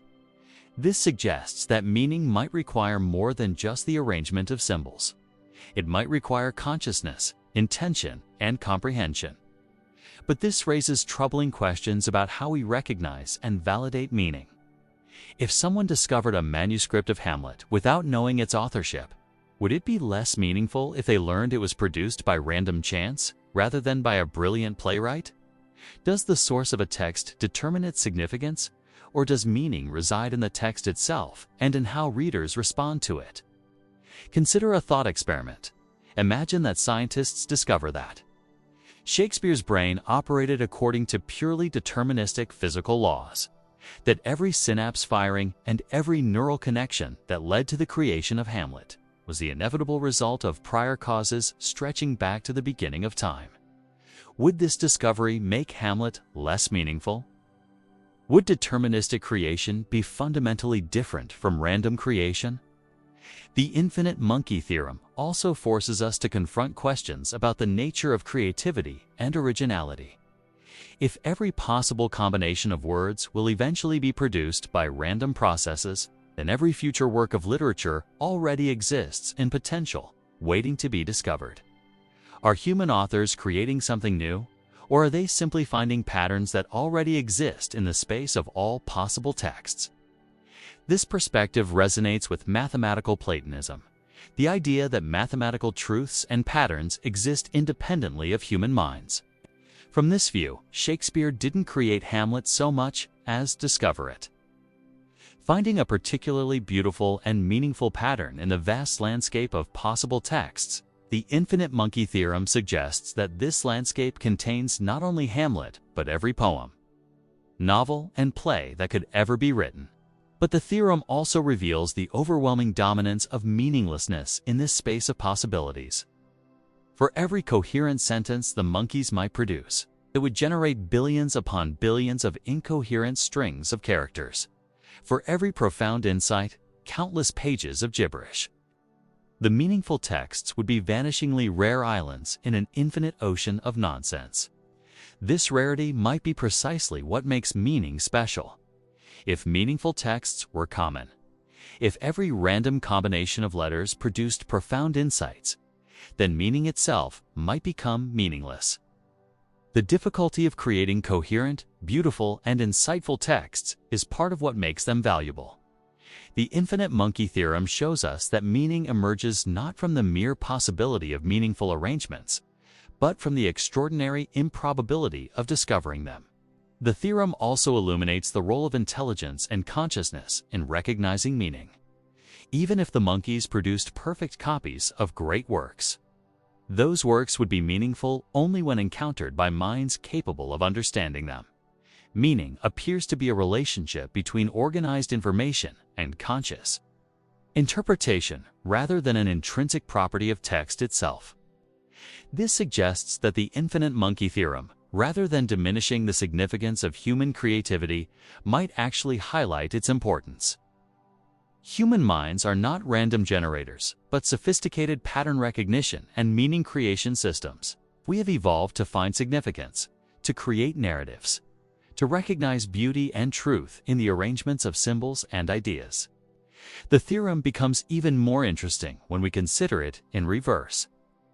Instead of asking whether random processes can produce meaningful texts, we might ask whether meaningful texts reveal something about the underlying structure of reality. If certain combinations of ideas and words consistently resonate across cultures and centuries, perhaps this reflects deep patterns in human consciousness, or even in the fabric of existence itself. Modern information theory adds another dimension to the infinite monkey theorem. The meaningful texts that humans create and value tend to have specific statistical properties. They contain optimal amounts of redundancy. They follow grammatical rules that facilitate communication, and they often exhibit patterns that align with how human minds process information. Random text, even when it accidentally forms coherent words, lacks these deeper structural properties. This suggests that true meaning involves more than just surface coherence. Meaningful texts exhibit what information theorists call algorithmic depth, a measure of how much meaningful computation is required to generate them. Random texts, no matter how long, have minimal algorithmic depth because they can be generated by simple random processes. Meaningful texts typically require complex, structured processes that reflect intelligence and intention. The infinite monkey theorem also connects to questions about the nature of discovery versus invention in mathematics and science. When mathematicians prove new theorems or scientists discover new laws of nature, are they uncovering pre-existing truths or creating new knowledge? The theorem suggests that all possible mathematical proofs and scientific theories exist in the space of all possible texts. But this doesn't necessarily diminish the achievement of finding the correct ones among the vast multitude of false alternatives. In the realm of artificial intelligence, the infinite monkey theorem takes on new relevance. Modern AI systems generate text through sophisticated but ultimately mechanical processes. When an AI writes a poem or solves a problem, is it demonstrating genuine creativity or performing an extremely complex version of the monkey's random typing? The question becomes even more pointed as AI systems become increasingly capable of producing text that humans find meaningful and valuable. The theorem also has implications for how we think about the future of human knowledge and creativity. If all possible texts exist in potential, then the challenge for human intelligence is not to create new information, but to efficiently navigate the space of possibilities to find the meaningful patterns. This reframes intellectual achievement as a process of search and recognition rather than pure creation. Some philosophers have used the infinite monkey theorem to argue for a kind of cosmic determinism. If every possible text must eventually be produced by random processes, then perhaps every idea, every discovery, every creative breakthrough is inevitable given sufficient time. This view suggests that human creativity is not about bringing something new into existence, but about accelerating the discovery of what must eventually be found. But this deterministic interpretation may miss something crucial about the nature of meaning and value. Even if every possible text exists in potential, the specific sequence in which they are discovered, the context in which they appear, and the minds that encounter them all contribute to their significance. A monkey typing. Hamlet, by chance in a universe devoid of consciousness, would create something very different from Shakespeare writing Hamlet in response to the human condition. The infinite monkey theorem ultimately serves as a profound meditation on the relationship between order and chaos, meaning and randomness, intelligence and chance. It shows us that meaning is both more robust and more fragile than we might expect. Robust because meaningful patterns can emerge even from random processes. Fragile because recognizing and appreciating that meaning requires the special circumstances of consciousness and culture. Perhaps the deepest lesson of the infinite monkey theorem is not about the inevitability of meaningful texts, but about the remarkable nature of minds that can recognize meaning when they encounter it. In a universe where random processes produce mostly chaos, the existence of consciousness capable of finding significance, beauty, and truth represents something truly extraordinary. The monkeys will continue typing, generating their endless streams of mostly meaningless text. But in the rare moments when their random keystrokes accidentally approach coherence, it takes human minds to recognize the spark of meaning and to appreciate the profound difference between creation by chance and creation by consciousness. In this recognition, we might find not the diminishment of meaning, but its deepest validation: the experience machine. Imagine that neuroscientists have achieved the ultimate breakthrough in human happiness. They've developed a machine that can stimulate your brain in precisely the right ways to give you any experience you desire. Inside this machine, you could live the most perfect life imaginable. You could be the greatest artist who ever lived, creating masterpieces that move millions to tears. You could be a beloved leader who brings peace to the world. You could experience the deepest love, the most satisfying achievements, the most profound moments of beauty and meaning. The experiences would feel completely real to you. Your simulated life would be indistinguishable from reality, filled with rich sensory details, emotional depth, and apparent meaningful connections with other people. You would feel the warm sand between your toes on perfect beaches, taste the most exquisite foods, experience the joy of discovering new ideas, and the satisfaction of accomplishing your dreams. Every moment would be crafted to maximize your happiness and fulfillment. But here's the crucial detail: none of it would actually be happening. While your brain experiences this perfect simulated life, your body would lie motionless in a laboratory, sustained by feeding tubes and life support systems. The relationships you cherish would be with imaginary people. The achievements you're proud of would exist only in your mind. The art you create, the problems you solve, the lives you touch, all of it would be illusion. The machine's designers offer you a choice that will determine the rest of your existence. You can plug into the experience machine and live in perfect happiness forever. Or you can remain in the real world with all its suffering, disappointment, and uncertainty. Which would you choose? This thought experiment, proposed by philosopher Robert Nozick in 1974, strikes at the heart of one of the most fundamental questions in ethics and human psychology. What do we actually value in life? Is happiness the ultimate good, worth pursuing even at the cost of abandoning reality?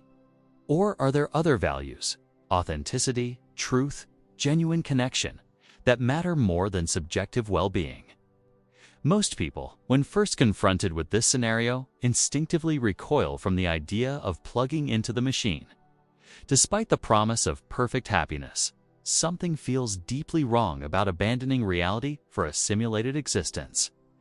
This reaction suggests that we value more than just positive mental states, that our conception of a good life involves more than maximizing pleasure and minimizing pain. But why should this be? If you're perfectly happy in the machine, experiencing joy, love, accomplishment, and meaning, what could possibly be missing? From inside the machine, your life would feel completely fulfilling. You would never know that your experiences were artificial, never feel the absence of reality. By every measure available to you, your simulated life would be superior to anything you could achieve in the real world. The resistance to entering the experience machine reveals something profound about human values that challenges simple utilitarian thinking. It suggests that we care about more than just how our lives feel to us from the inside. We seem to value actually accomplishing things, actually helping others, actually creating beauty, actually loving and being loved by real people. The difference between genuine achievement and the mere experience of achievement appears to matter to us deeply. Consider what this means for your relationships. In the machine, you could experience the most profound love, feeling completely connected to simulated partners, friends, and family members. You could feel understood, cherished, and valued in ways that exceed anything possible in reality. But these relationships would be entirely one-sided. The people you love would not actually exist, would not actually return your feelings, would not actually benefit from your care and attention. Does this matter if you can't tell the difference? If the experience of love is identical, why should the reality behind it concern you? Yet most people feel that genuine relationships require reciprocity. That love has value partly because it connects us to other real conscious beings, who can actually be affected by our actions and choices. The machine also raises questions about personal identity and authenticity. The person who emerges from the machine, if they ever do, would be fundamentally changed by their experiences. But would those experiences have shaped the real you, or would they have shaped only a simulated version of yourself? Would you be the same person who entered the machine, or would the real you have remained frozen in time while a copy lived an artificial life? This connects to broader questions about what makes a life meaningful. Many philosophers argue that meaning comes from connecting to something larger than ourselves, from making a genuine difference in the world, from participating in relationships and projects that matter beyond our own subjective experiences. The experience machine seems to offer the feeling of meaning without the reality of it. Consider the difference between actually writing a novel that moves people and merely experiencing the writing of such a novel. In the machine, you could feel the joy of creation, the satisfaction of finding the perfect word, the pride of completing a work of art, but no one would actually read your novel. No one would actually be moved by it. No culture would actually be enriched by your contribution. The creative act would be purely solipsistic, meaningful only to your simulated self. Yet this raises puzzling questions about the source of meaning. If meaning comes from making a difference, but you can't tell whether you're actually making a difference, does the distinction matter? If the experience of meaningful accomplishment is identical regardless of its reality, perhaps our concern with authentic achievement reflects an arbitrary bias rather than a genuine insight about value. The experience machine also challenges us to think about the nature of happiness itself. The machine promises perfect happiness, but what would this actually entail? Would you experience constant euphoria, or would the machine provide a more subtle and varied emotional landscape? Would perfect happiness require the contrast of occasional sadness or struggle, or could it be sustained indefinitely without losing its positive character? Some critics argue that perfect happiness might be impossible or meaningless. Emotions exist partly in relation to each other and to external circumstances. Joy is meaningful partly because we also know sorrow. Accomplishment feels good partly because we also know failure. A machine that provided constant positive emotions might actually provide something less recognizable as human happiness. Moreover, growth and development seem to require challenges and obstacles. Much of what we value about human experience comes from overcoming difficulties, learning from mistakes, and gradually becoming better versions of ourselves. The experience machine might provide the feeling of growth without the reality of it, simulating progress without actual development. The thought experiment becomes even more complex when we consider variations on the basic scenario. What if the machine only simulated parts of your life, giving you perfect experiences in some domains while leaving others connected to reality? What if it provided generally positive experiences but included realistic challenges and setbacks? What if multiple people could share the same simulated environment, creating genuine relationships within an artificial world? These variations reveal that our resistance to the experience. Machine isn't simply about the artificiality of the experiences, but about deeper questions regarding autonomy, authenticity, and connection to reality. Even a partially simulated life might feel problematic if it involved giving up control over our own experiences and choices. The machine also raises practical questions about consent and reversibility. Could you choose to leave the machine after experiencing it for a while? Would this choice be meaningful if your values and desires had been shaped by artificial experiences? Would you even want to leave if the machine was providing perfect happiness? The ability to change your mind might be theoretically available, but practically impossible.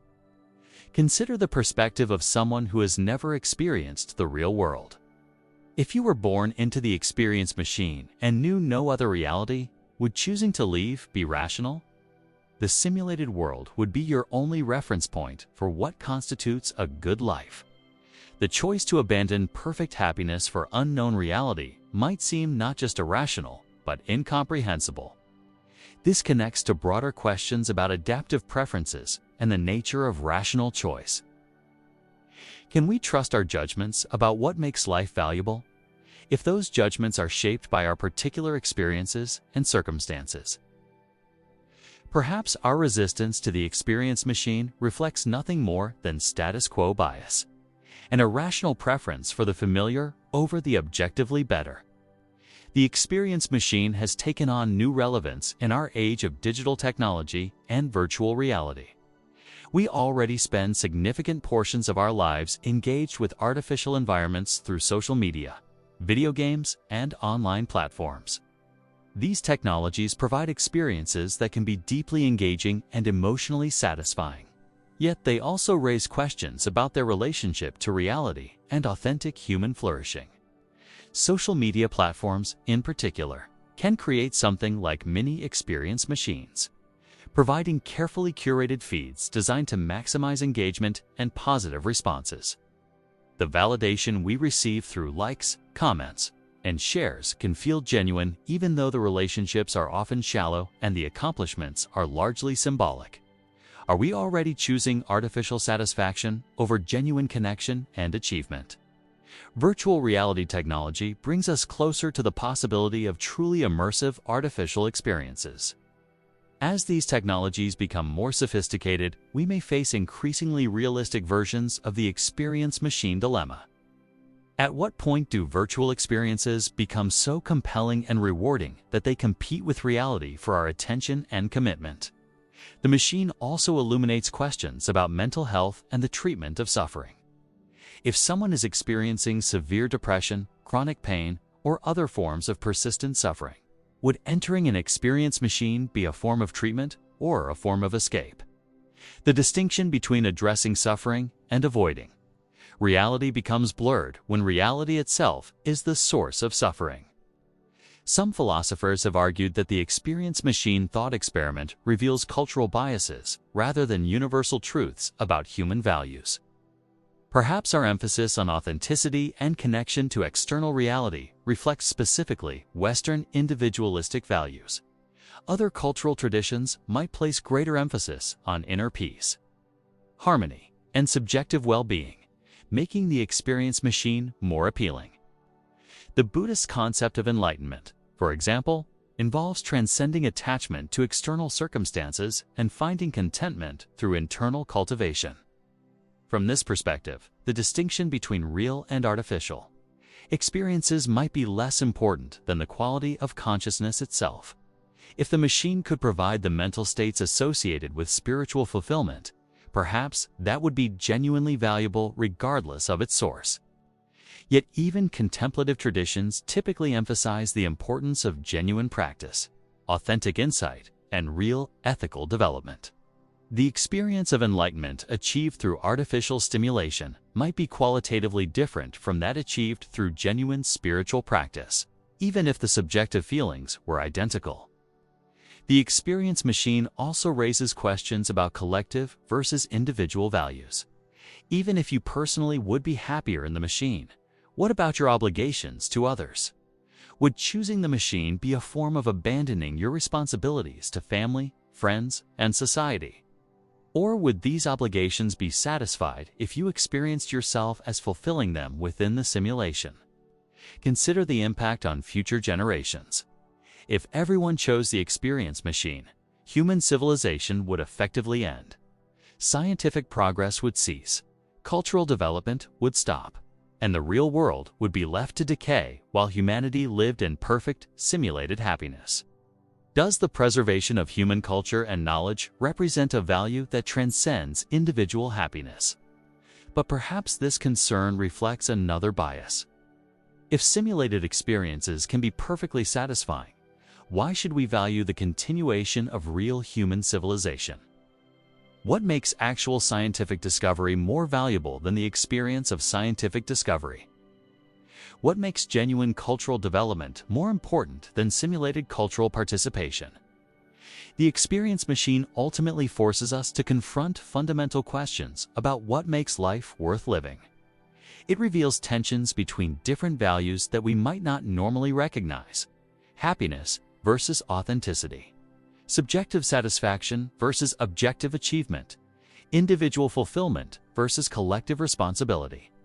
Perhaps the most profound insight of the thought experiment is not that it provides clear answers to these questions, but that it reveals how complex and multifaceted our values actually are.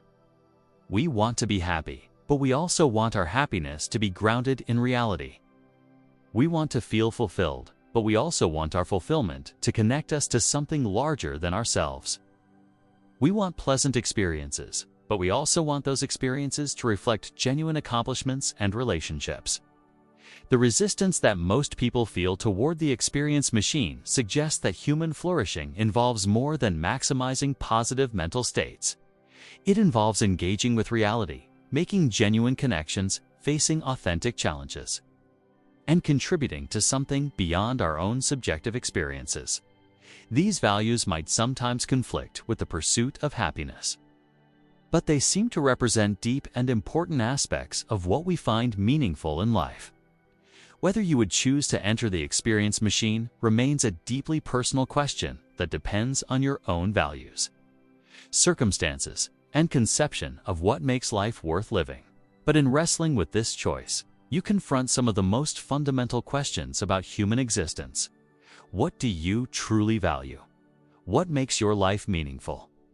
What price are you willing to pay for happiness? And perhaps most importantly, what does it mean to live authentically in a world where the boundaries between real and artificial experiences are becoming increasingly blurred? The Bootstrap Paradox. Imagine you're a devoted music lover with access to a time machine. You decide to travel back to 1800 to meet Ludwig van Beethoven, then a young composer just beginning to establish his reputation. You arrive in Vienna carrying with you the complete scores to Beethoven's greatest symphonies, the very works that will eventually make him immortal in the history of music. When you meet the young Beethoven, you discover that he hasn't yet composed any of these masterpieces. His Ninth Symphony, with its soaring ode to joy, doesn't exist. The dramatic opening of the Fifth Symphony has never been conceived. The pastoral beauty of the Sixth Symphony lives only in the pages you've brought from the future. Struck by inspiration, you decide to give Beethoven a gift that will secure his place in history. You present him with the sheet music for his future compositions, explaining that these are works he will create over the coming decades. Beethoven studies the scores with amazement, recognizing their genius, and begins to perform and publish them as his own works. Years pass, and Beethoven becomes famous for exactly the symphonies you gave him. Music historians credit him with their composition. The scores are preserved, copied, and eventually, centuries later, they're the very scores that you studied and brought back in time to give to Beethoven. But this creates a deeply puzzling question. Who actually composed Beethoven's symphonies? This scenario illustrates what's known as the bootstrap paradox, also called a causal loop or ontological paradox. It describes a situation where information or objects exist without ever being created, where effects become their own causes in a way that seems to violate our basic understanding of causation and creation. The paradox gets its name from the phrase "pulling yourself up by your bootstraps," referring to the seemingly impossible task of lifting yourself off the ground by pulling on your own boots. In the bootstrap paradox, information pulls itself into existence through a circular causal chain that has no identifiable beginning. Consider the journey of the musical information in our Beethoven scenario. The symphonies exist in the future because Beethoven composed them. But Beethoven only composed them because you brought them to him from the future. You could only bring them from the future because they existed there. But they existed there because Beethoven composed them. The chain of causation forms a perfect circle with no apparent starting point. This creates what logicians call an ontological problem, a question about the fundamental nature of existence. Where did the information contained in Beethoven's symphonies actually originate? The melodies, harmonies, and structural innovations that make these works masterpieces seem to exist without ever being created. They appear to be uncaused causes, effects without origins. The bootstrap paradox differs from other time travel paradoxes because it doesn't involve contradictions in the usual sense. Unlike the grandfather paradox, where your existence is both prevented and enabled by your time travel, the bootstrap paradox creates a logically consistent loop. Beethoven really did compose the symphonies, and you really did bring them back in time. There's no logical contradiction, just a disturbing lack of ultimate origin. This consistency is what makes the bootstrap paradox particularly unsettling. It suggests that time travel might be possible without creating logical impossibilities, but at the cost of creating information that has no ultimate source. The paradox shows how causation itself might become circular in a universe where time travel is possible. Consider how this might apply to other forms of information. Imagine a time traveler who goes back and gives Shakespeare the complete text of Hamlet, or who teaches Einstein his own theory of relativity, or who provides Da Vinci with blueprints for his inventions. In each case, the information exists in a closed causal loop. It's passed from future to past and back again without ever being originally created. The paradox becomes even stranger when we consider what this might mean for creativity and authorship. In the traditional timeline, Beethoven's genius lay in his ability to conceive and create musical innovations that no one had imagined before. But in the bootstrap scenario, Beethoven's role becomes more like that of a messenger or curator, faithfully reproducing works whose true origin is mysterious. Yet from Beethoven's perspective within the loop, he might still experience the full creative process. When you give him the scores, he might not simply copy them mechanically. He might study them, understand their structure, internalize their logic, and truly make them his own through performance and interpretation. The creative experience might be genuine, even if the ultimate origin of the creation is circular. This raises profound questions about the nature of creativity itself. Is creativity primarily about the generation of new information? Or is it about the recognition, development, and expression of existing possibilities? If Beethoven can make the future symphonies truly his own through understanding and interpretation, perhaps the bootstrap paradox doesn't diminish his creative achievement, but simply reveals that creativity might be more complex than we typically assume. The paradox also illuminates questions about intellectual property and ownership. In our normal understanding, Beethoven owns his symphonies because he created them. But in the bootstrap scenario, the relationship between creator and creation becomes unclear. Can you own something that was never created but has always existed in a causal loop? Do ideas and information require a moment of origin to be truly owned? Consider how this might apply to scientific discoveries and mathematical theorems. Mathematical truths like the Pythagorean theorem seem to exist independently of human minds, waiting to be discovered rather than created. If someone traveled back in time and taught Pythagoras his own theorem, would this create a bootstrap paradox, or would it simply accelerate the discovery of a pre-existing truth? This distinction between creation and discovery becomes crucial for understanding the bootstrap paradox. If we think of artistic works, scientific theories, and mathematical truths as existing in some abstract realm of possibilities, then the bootstrap paradox might involve the discovery rather than the creation of information. From this perspective, Beethoven's symphonies might exist as eternal possibilities that were simply accessed through the circular causal loop. But this Platonic view of information raises its own puzzles. If all possible symphonies exist eternally in some abstract realm, what makes Beethoven's particular symphonies special? Why do we value human creativity if we're simply discovering pre-existing possibilities rather than creating something genuinely new? The bootstrap paradox also has implications for free will and determinism. In the standard timeline, Beethoven's creative choices shaped the content of his symphonies. But in the bootstrap scenario, the content is fixed by the causal loop.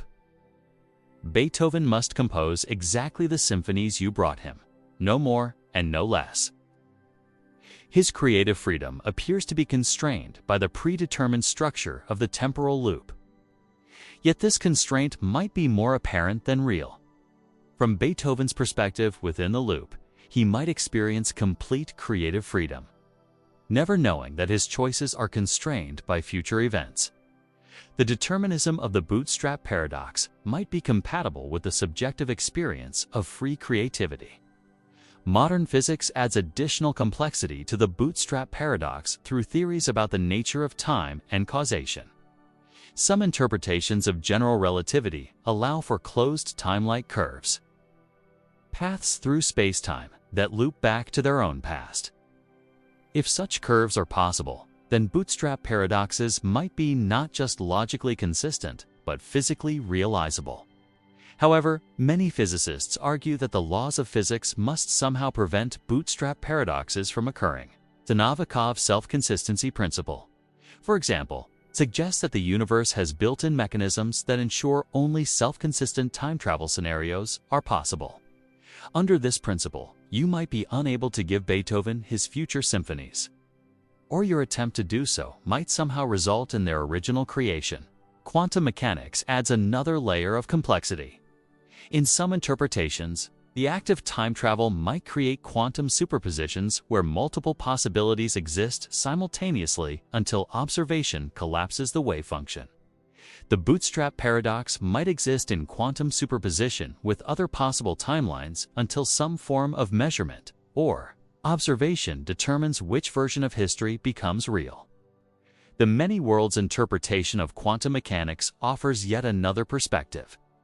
Perhaps when you travel back and give Beethoven his symphonies, you create a new branch of reality where the bootstrap paradox occurs. While the original timeline where Beethoven created the symphonies naturally continues to exist in a parallel universe. From this perspective, both the original creation and the bootstrap loop might be equally real. Information theory provides additional tools for analyzing the bootstrap paradox. Information has a kind of conservation property. It cannot be created or destroyed without leaving traces in the form of entropy or computational work. The bootstrap paradox seems to violate this principle by creating information that persists in a closed loop without any apparent source of the entropy or computation required for its generation. Some theorists have proposed that bootstrap paradoxes might be resolved through quantum effects that introduce noise or degradation into the information loop. Each time the information passes through the temporal cycle, it might lose some fidelity, eventually degrading to the point where the loop breaks down. This would prevent truly perfect bootstrap paradoxes, while allowing for approximate ones that gradually decay over multiple iterations. The bootstrap paradox also appears in various forms throughout science fiction literature and film. From classic stories like By His Bootstraps by Robert Heinlein to modern time travel narratives, these fictional explorations often reveal different intuitions about how such paradoxes might be resolved, or whether they represent genuine logical problems. Some stories embrace the paradox as a fundamental feature of time travel, suggesting that causality in a universe with time travel must necessarily be more complex than our linear intuitions suggest. Others treat bootstrap paradoxes as unstable situations that the universe somehow corrects, either through quantum effects or through other mechanisms that restore causal consistency. The paradox also connects to broader philosophical questions about the nature of explanation and understanding. We typically think of good explanations as revealing the ultimate causes or origins of phenomena. But the bootstrap paradox suggests that some phenomena might be self-explaining, existing in causal loops that require no external explanation. This challenges our intuitive notion that every effect must have a prior cause. If bootstrap paradoxes are possible, then some effects might be their own causes, some creations might be their own creators, and some explanations might be perfectly circular without being deficient. Consider what this might mean for our understanding of existence itself. If information can exist in bootstrap loops, perhaps reality as a whole might exist in a similar self-causing structure. Maybe the universe bootstraps itself into existence, with its current state causing its past state in an eternal causal loop that requires no external creator or first cause. This perspective connects the bootstrap paradox to ancient philosophical questions about the origin of existence and the problem of infinite regress. Instead of requiring an infinite chain of causes or an uncaused first cause, perhaps reality could exist in a finite but circular causal structure that explains itself. The bootstrap paradox ultimately forces us to reconsider our basic assumptions about causation, creation, and explanation. It reveals that time travel, if possible, might require us to abandon linear thinking about cause and effect in favor of more complex, circular models of reality. Whether bootstrap paradoxes represent genuine possibilities or logical impossibilities remains an open question in physics and philosophy.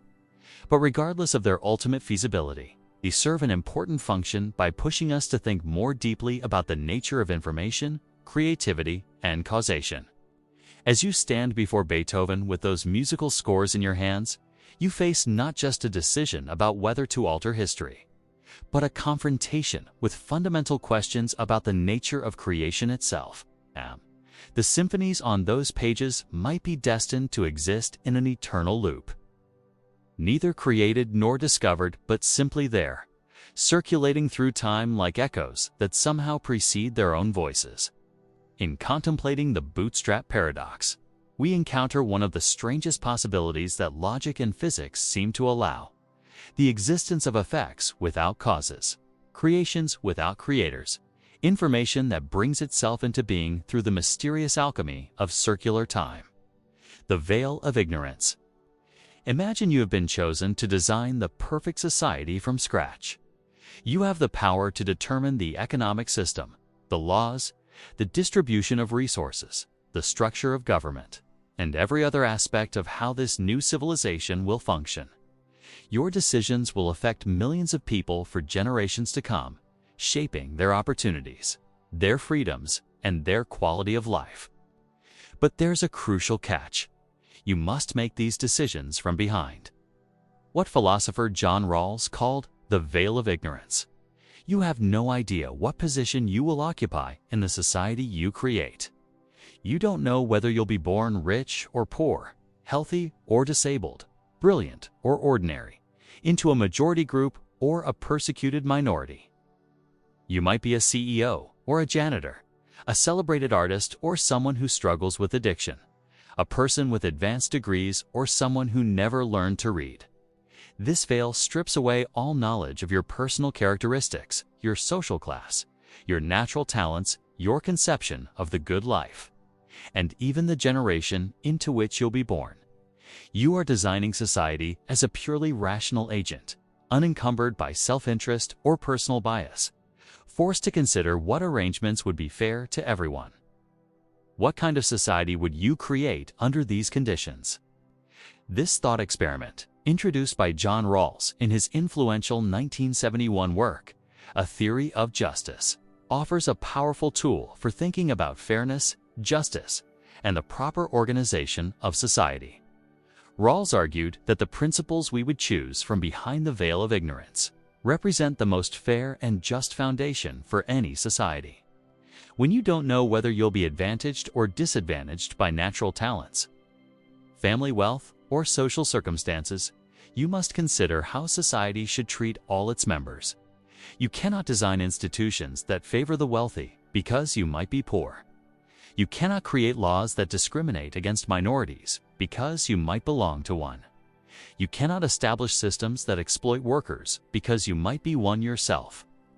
The veil of ignorance forces you to think about society from everyone's perspective simultaneously.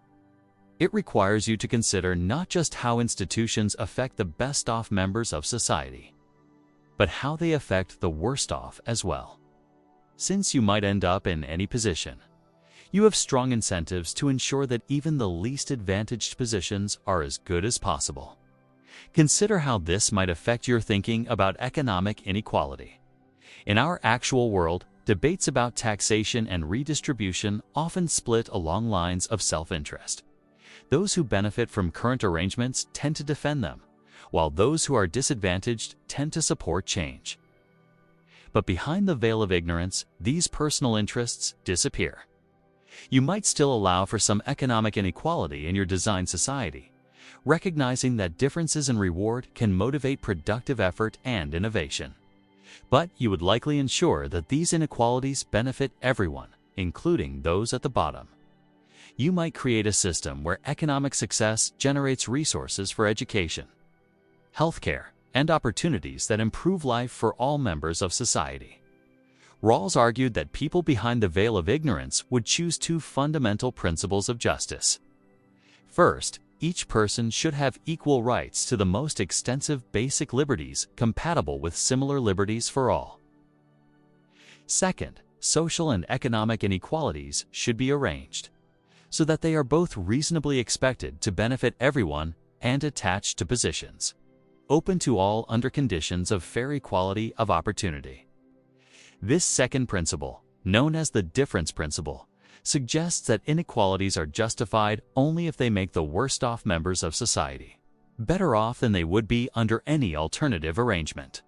A talented surgeon might earn more than a hospital janitor, but only if this arrangement somehow benefits the janitor as well. Perhaps by creating incentives that improve healthcare for everyone.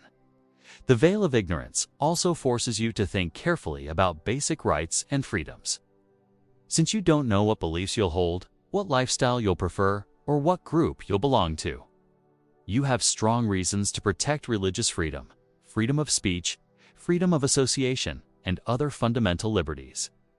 You cannot know whether you'll be in the majority or minority on any given issue, so you need to ensure that minority rights are protected against majority tyranny. Consider how this applies to freedom of religion.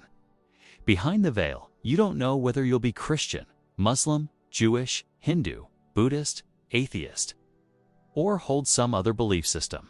You don't know whether your beliefs will be popular or despised, traditional or unconventional. This uncertainty gives you powerful reasons to establish strong protections for religious freedom and separation of church and state. The same logic applies to other forms of diversity. You don't know your sexual orientation, your gender identity, your race, or your ethnicity.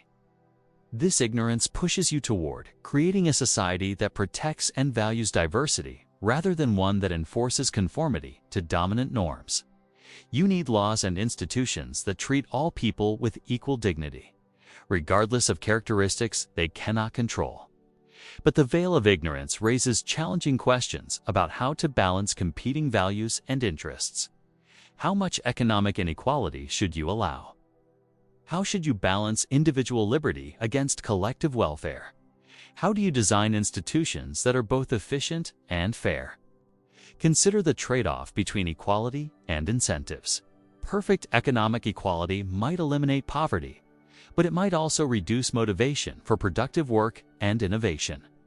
If everyone receives the same reward, regardless of effort or contribution, why should anyone work hard or take entrepreneurial risks? Yet, too much inequality might create a class system that perpetuates disadvantage across generations.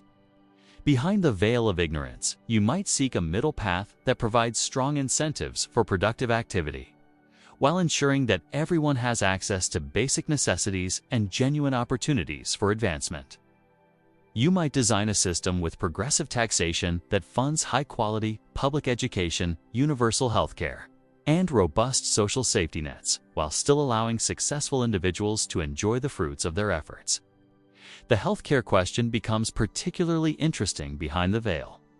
You don't know whether you'll be born with genetic predispositions to serious illnesses, whether you'll develop chronic conditions, or whether you'll suffer injuries that require expensive treatment.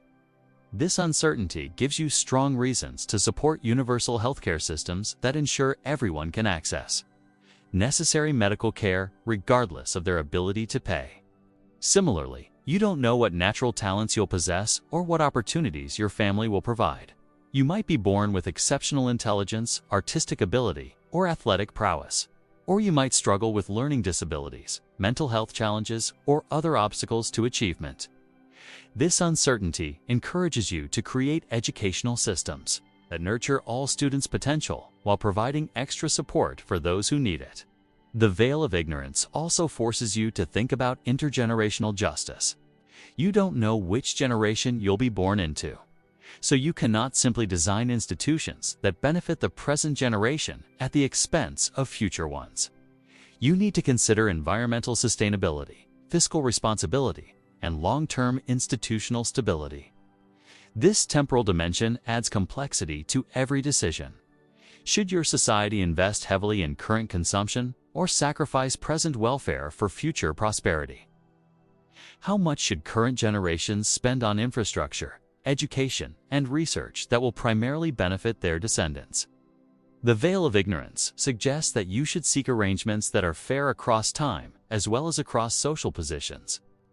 Criminal justice presents another challenging application of the veil of ignorance. You don't know whether you'll be a crime victim or someone who commits crimes. You might be a law-abiding citizen who wants protection from violence and theft. Or you might be someone who makes mistakes and needs a second chance.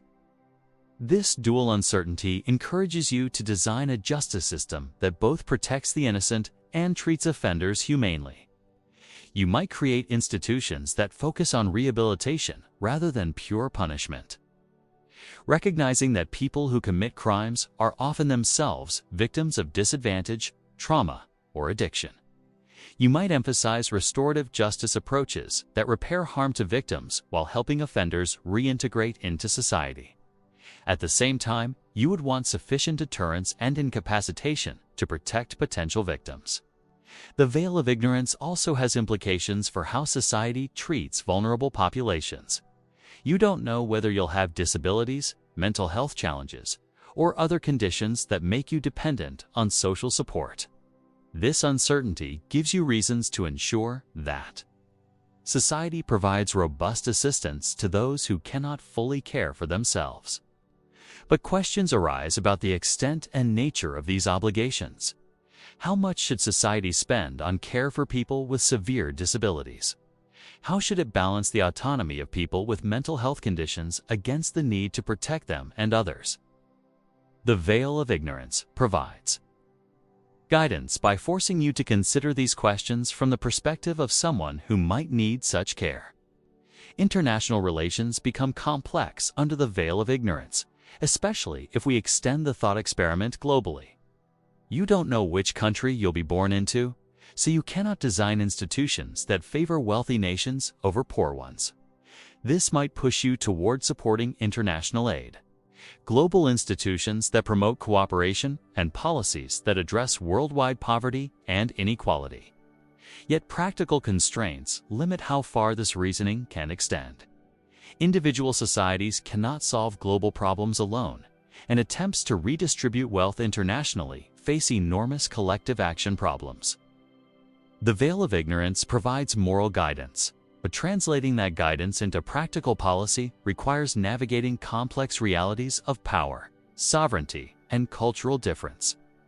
Critics have raised several objections to the veil of ignorance as a tool for thinking about justice. Some argue that it's psychologically impossible to truly abstract from our personal characteristics and interests. Our judgments about fairness are inevitably shaped by our experiences, values, and social positions. The veil of ignorance might be a useful thought experiment, but it cannot eliminate the influence of our particular perspectives. Others contend that the veil of ignorance is too restrictive, filtering out information that is relevant to questions of justice. Our personal projects, relationships, and commitments are not mere biases to be overcome, but essential aspects of human life that any theory of justice must accommodate. A society designed purely from behind the veil might be fair in some abstract sense, but fail to honor the diversity of human values and ways of life. Some critics argue that people behind the veil of ignorance would be too risk-averse, choosing arrangements that protect against the worst possible outcomes, even if these arrangements reduce overall welfare or limit opportunities for excellence. The focus on the worst off might lead to excessive equality that stifles innovation and achievement. Libertarian critics contend that the veil of ignorance illegitimately assumes that society's resources are available for redistribution according to principles of justice. They argue that people have natural rights to their talents and the fruits of their labor that cannot be overridden by considerations of fairness to others. From this perspective, the veil of ignorance leads to conclusions that violate individual rights. Communitarian critics argue that the veil of ignorance reflects an overly individualistic conception of human nature. Real people are embedded in communities, traditions, and relationships that shape their identities and values. A society designed by abstract individuals behind a veil of ignorance might fail to nurture the social bonds and shared meanings that make life worthwhile. Despite these criticisms, the veil of ignorance remains a powerful tool for moral reasoning about social institutions. Even if we cannot completely abstract from our personal perspectives, the exercise of trying to do so can reveal biases and assumptions that we might otherwise overlook. It encourages us to consider how social arrangements affect people in different positions and to think more broadly about what fairness requires. The veil of ignorance has influenced policy debates in various areas, from healthcare and education to criminal justice and international aid. Politicians and activists often invoke arguments that resemble Rawlsian reasoning, asking what policies we would support if we didn't know how they would affect us personally. Modern developments in technology and globalization create new applications for the veil of ignorance. How should society regulate artificial intelligence if we don't know whether we'll benefit from it or be displaced by it? How should we address climate change if we don't know which regions will be most affected or which generations will bear the costs? How should we govern the internet if we don't know whether we'll be content creators or consumers, tech entrepreneurs or digital laborers? These challenges require us to extend Rawlsian reasoning to contexts that the original theory didn't fully anticipate. The basic principle remains the same. We should design institutions that we would accept from behind a veil of ignorance, not knowing what position we would occupy. But applying this principle to new technologies and global challenges requires creativity and ongoing democratic deliberation. The veil of ignorance also has implications for how we think about our current institutions and policies. If we can imagine ourselves into different social positions, we might become more supportive of policies that help people unlike ourselves. The thought experiment can foster empathy and solidarity across lines of class, race, gender, and other social divisions. Yet the veil of ignorance is ultimately just a thought experiment, not a decision-making procedure that real societies can implement. Actual political processes involve people with known interests, values, and characteristics making decisions through democratic institutions. The challenge is to design these institutions and processes in ways that encourage consideration of everyone's interests, not just those of the powerful or the majority. Perhaps the greatest value of the veil of ignorance lies not in the specific institutional arrangements it might recommend, but in the perspective it encourages. It asks us to think beyond our immediate self-interest and consider what arrangements would be fair to everyone. It reminds us that our current social position is largely a matter of luck and that justice requires arrangements that work for people in all positions. As you contemplate what society you would design from behind the veil of ignorance, you engage with fundamental questions about human nature, social cooperation, and moral obligation. You must consider what we owe each other as members of a shared political community and how to balance competing values like freedom, equality, efficiency, and community. The exercise reveals both the power and the limits of moral reasoning about social institutions. While we may never reach perfect agreement about what justice requires, the attempt to think impartially about social arrangements can help us move toward institutions that better serve everyone's interests and treat all people with the dignity and respect they deserve. Newcomb's paradox. You find yourself standing before two boxes in what appears to be a game show unlike any other.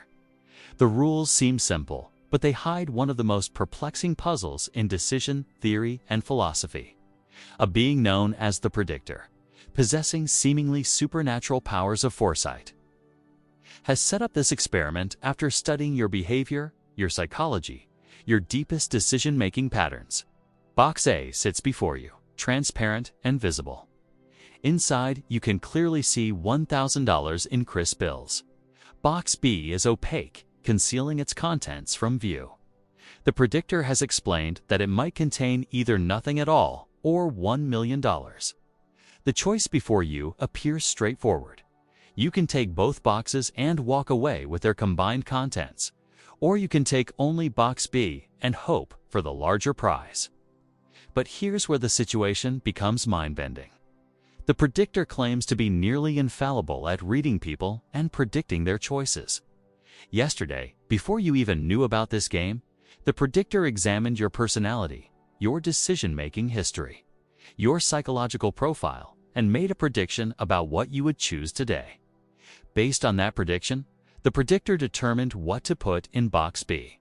If the predictor predicted that you would take only box B, then box B contains $1 million. If the predictor predicted that you would take both boxes, then box B contains nothing. The predictor's track record is remarkable. In thousands of previous trials with other participants, the prediction has been correct 99.9% of the time. The few errors appeared to involve people whose behavior was genuinely unpredictable, even to themselves. Now you must choose. Should you take only box B, trusting in the predictor's forecast that you're the type of person who would make this choice and therefore deserve the $1 million reward? Or should you take both boxes, reasoning that whatever is in box B has already been determined, and you might as well collect the guaranteed $1,000 in box A as well? This scenario, known as Newcomb's paradox, after physicist William Newcomb, who first formulated it, creates a collision between two fundamental principles of rational decision-making. Each principle seems perfectly reasonable on its own, but they lead to contradictory conclusions. The first principle is causal decision theory, which says you should choose the action that produces the best consequences given the current state of the world. From this perspective, the predictor has already made their choice about what to put in box B.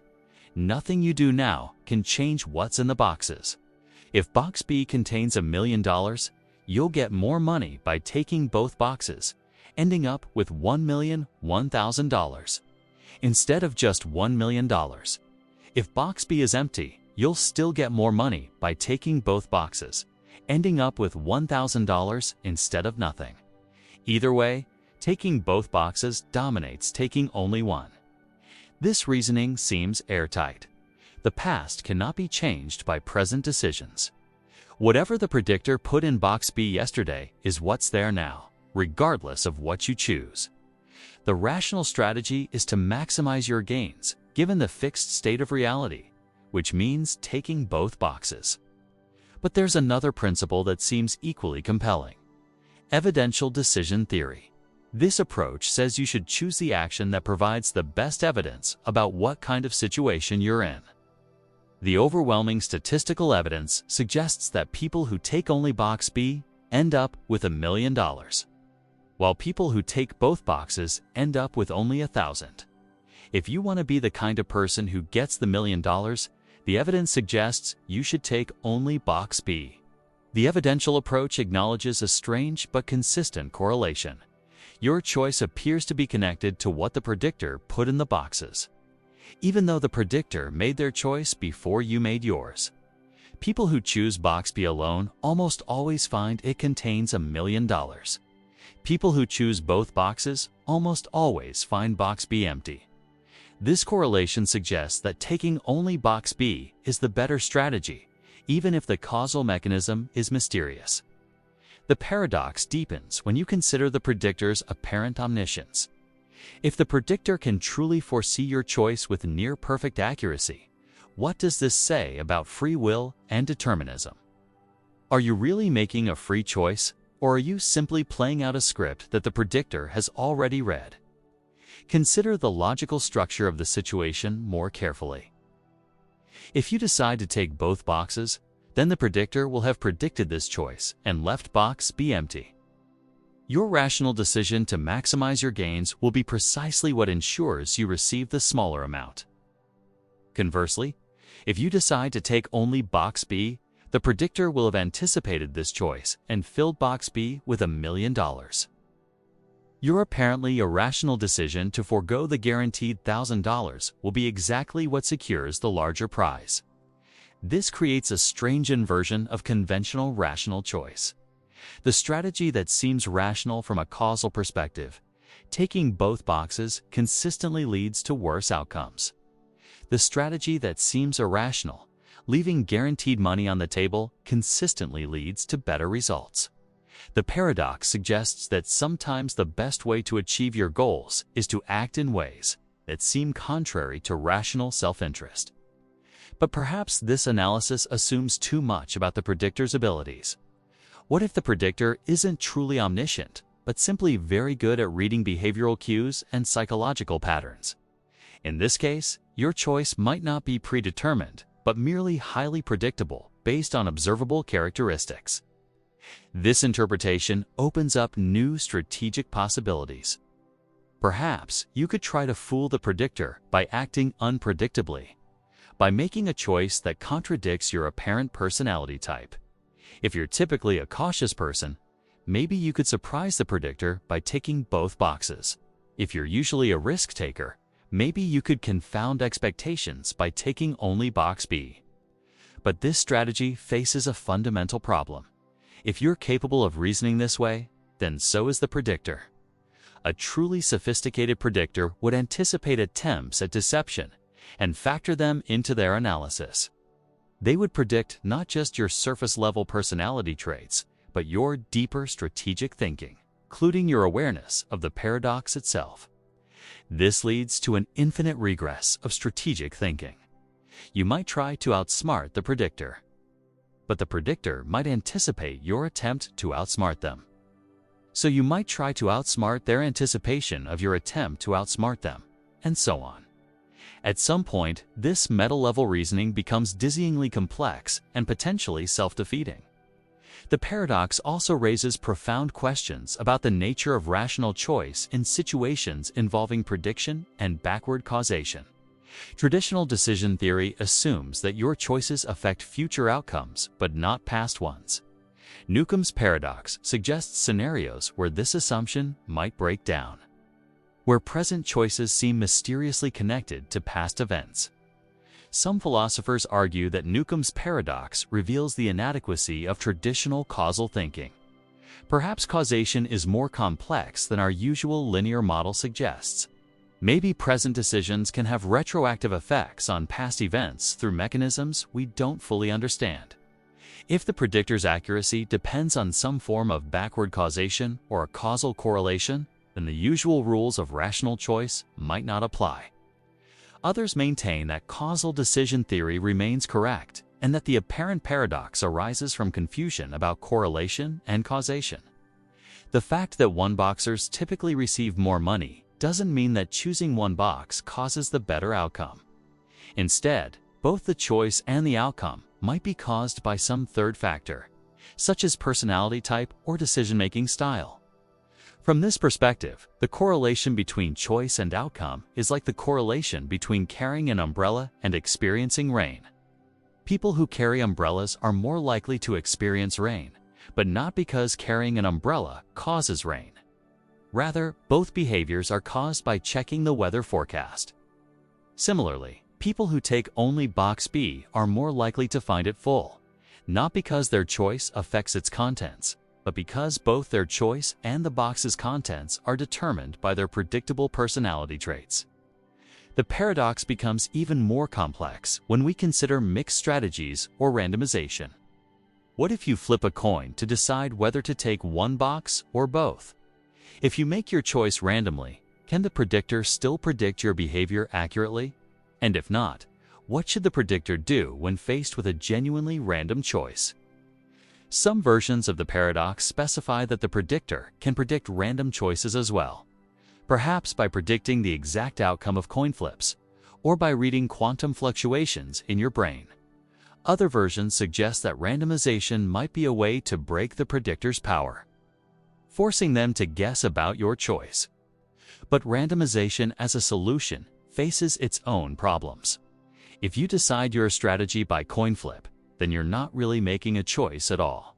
The coin is making the choice for you. This seems to abandon rational agency altogether in favor of arbitrary chance. Moreover, if the predictor can predict coin flips, then randomization doesn't solve the underlying problem.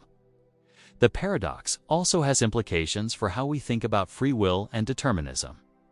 If the predictor can accurately predict human choices, does this mean that human behavior is deterministic? Are we free agents making genuine choices, or are we sophisticated biological machines following predictable patterns? One interpretation suggests that the predictor's success doesn't necessarily imply strict determinism. Perhaps human behavior is probabilistic rather than deterministic, following statistical patterns that allow for highly accurate prediction without perfect certainty. The predictor might be reading these probabilistic tendencies rather than foreseeing inevitable outcomes. Another interpretation proposes that free will and predictability might be compatible. Perhaps you can freely choose to take one box or both, but your choice emerges from your character, values, and decision-making processes in ways that a sufficiently sophisticated observer can anticipate. Your choice is both free and predictable because it authentically expresses who you are. The paradox has spawned extensive debate among philosophers, economists, and decision theorists. Some argue that evidential decision theory is correct and that one boxing is the rational choice. Others maintain that causal decision theory is right and that two boxing is rational. Still others propose hybrid theories that try to capture the insights of both approaches. Recent work in decision theory has explored more sophisticated approaches to Newcomb-like problems. Some theories focus on the role of correlation and mutual information between decisions and outcomes. Others emphasize the importance of the decision-maker's beliefs about the causal structure of the situation. Still others explore how rational agents should behave in situations involving prediction and strategic interaction. The paradox also appears in various forms throughout game theory and economics. Situations where agents' choices are predicted and responded to by other agents are common in strategic interactions. The stock market provides one example. Investors try to predict each other's behavior, and these predictions influence the very outcomes they're trying to forecast. Political campaigns offer another example. Candidates try to predict voter behavior and adjust their strategies accordingly. But voters may also try to predict candidate behavior and vote strategically based on these predictions.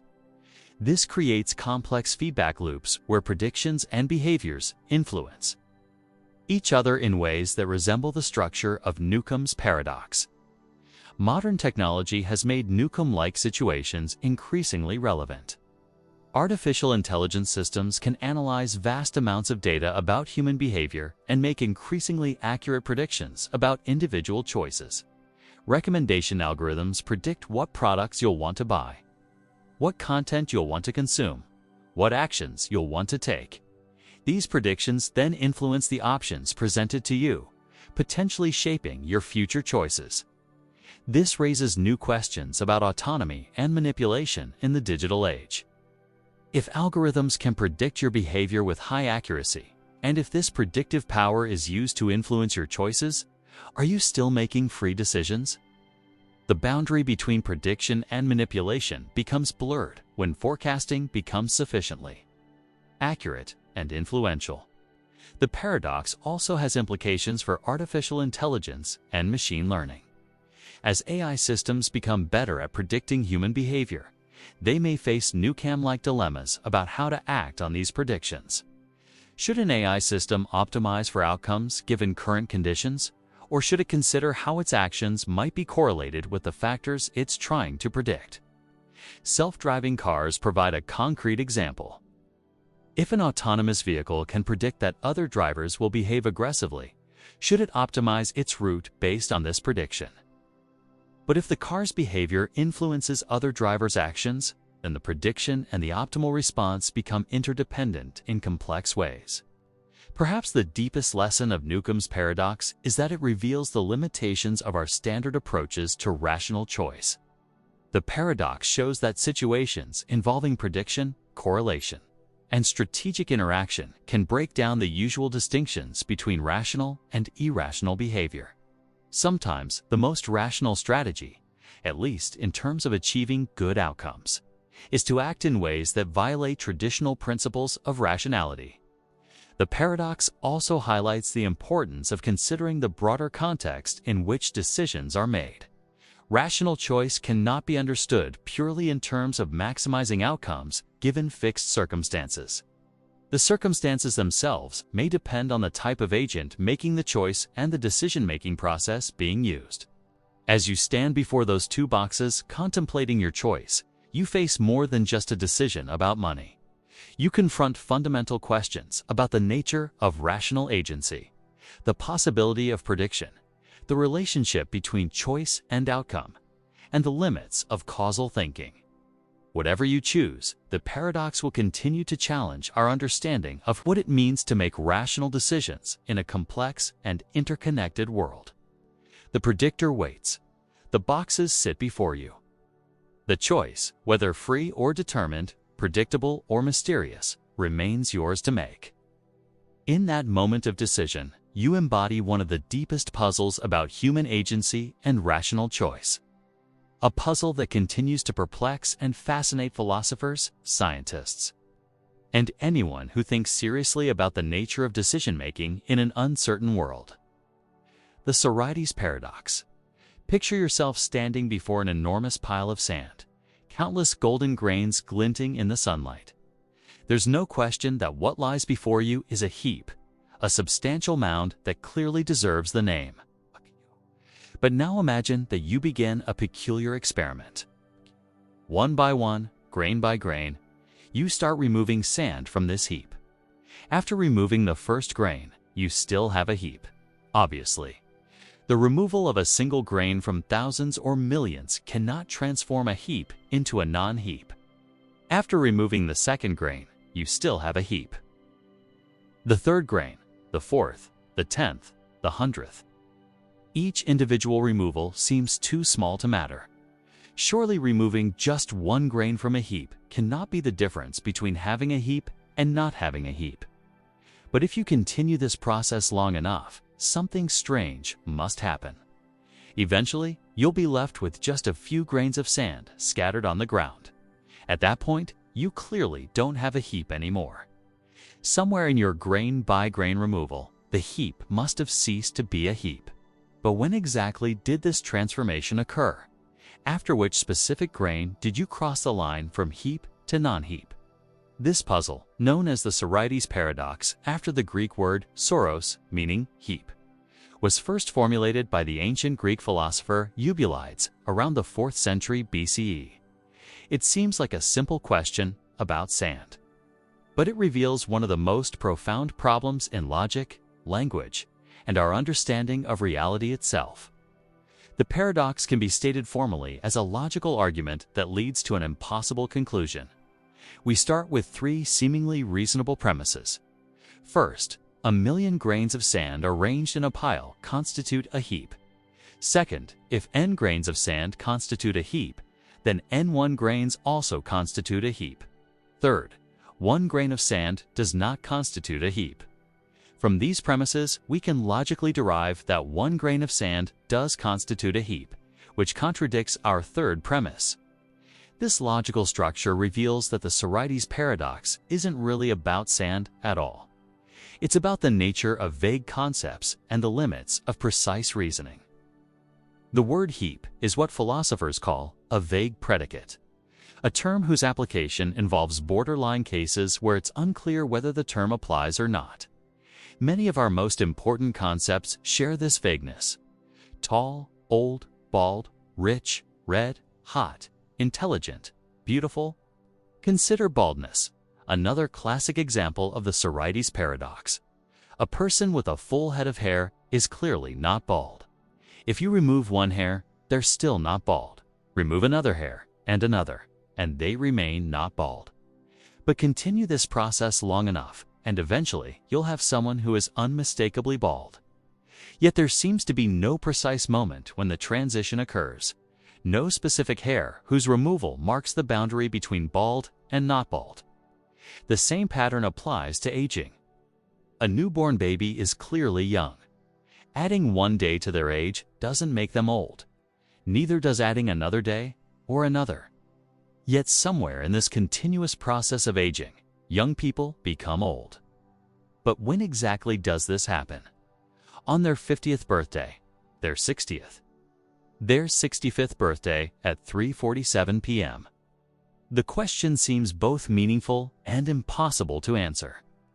These examples reveal that vagueness is not an unfortunate accident of language, but a pervasive feature of how we categorize and understand the world. Most of our concepts have fuzzy boundaries rather than sharp edges. This vagueness allows language to be flexible and practical, enabling us to communicate effectively about a complex world without requiring impossible precision. But vagueness creates serious problems for logical reasoning. Classical logic assumes that every statement is either true or false, with no middle ground. Either something is a heap or it isn't. Either someone is bald or they aren't. Either a person is tall or they aren't.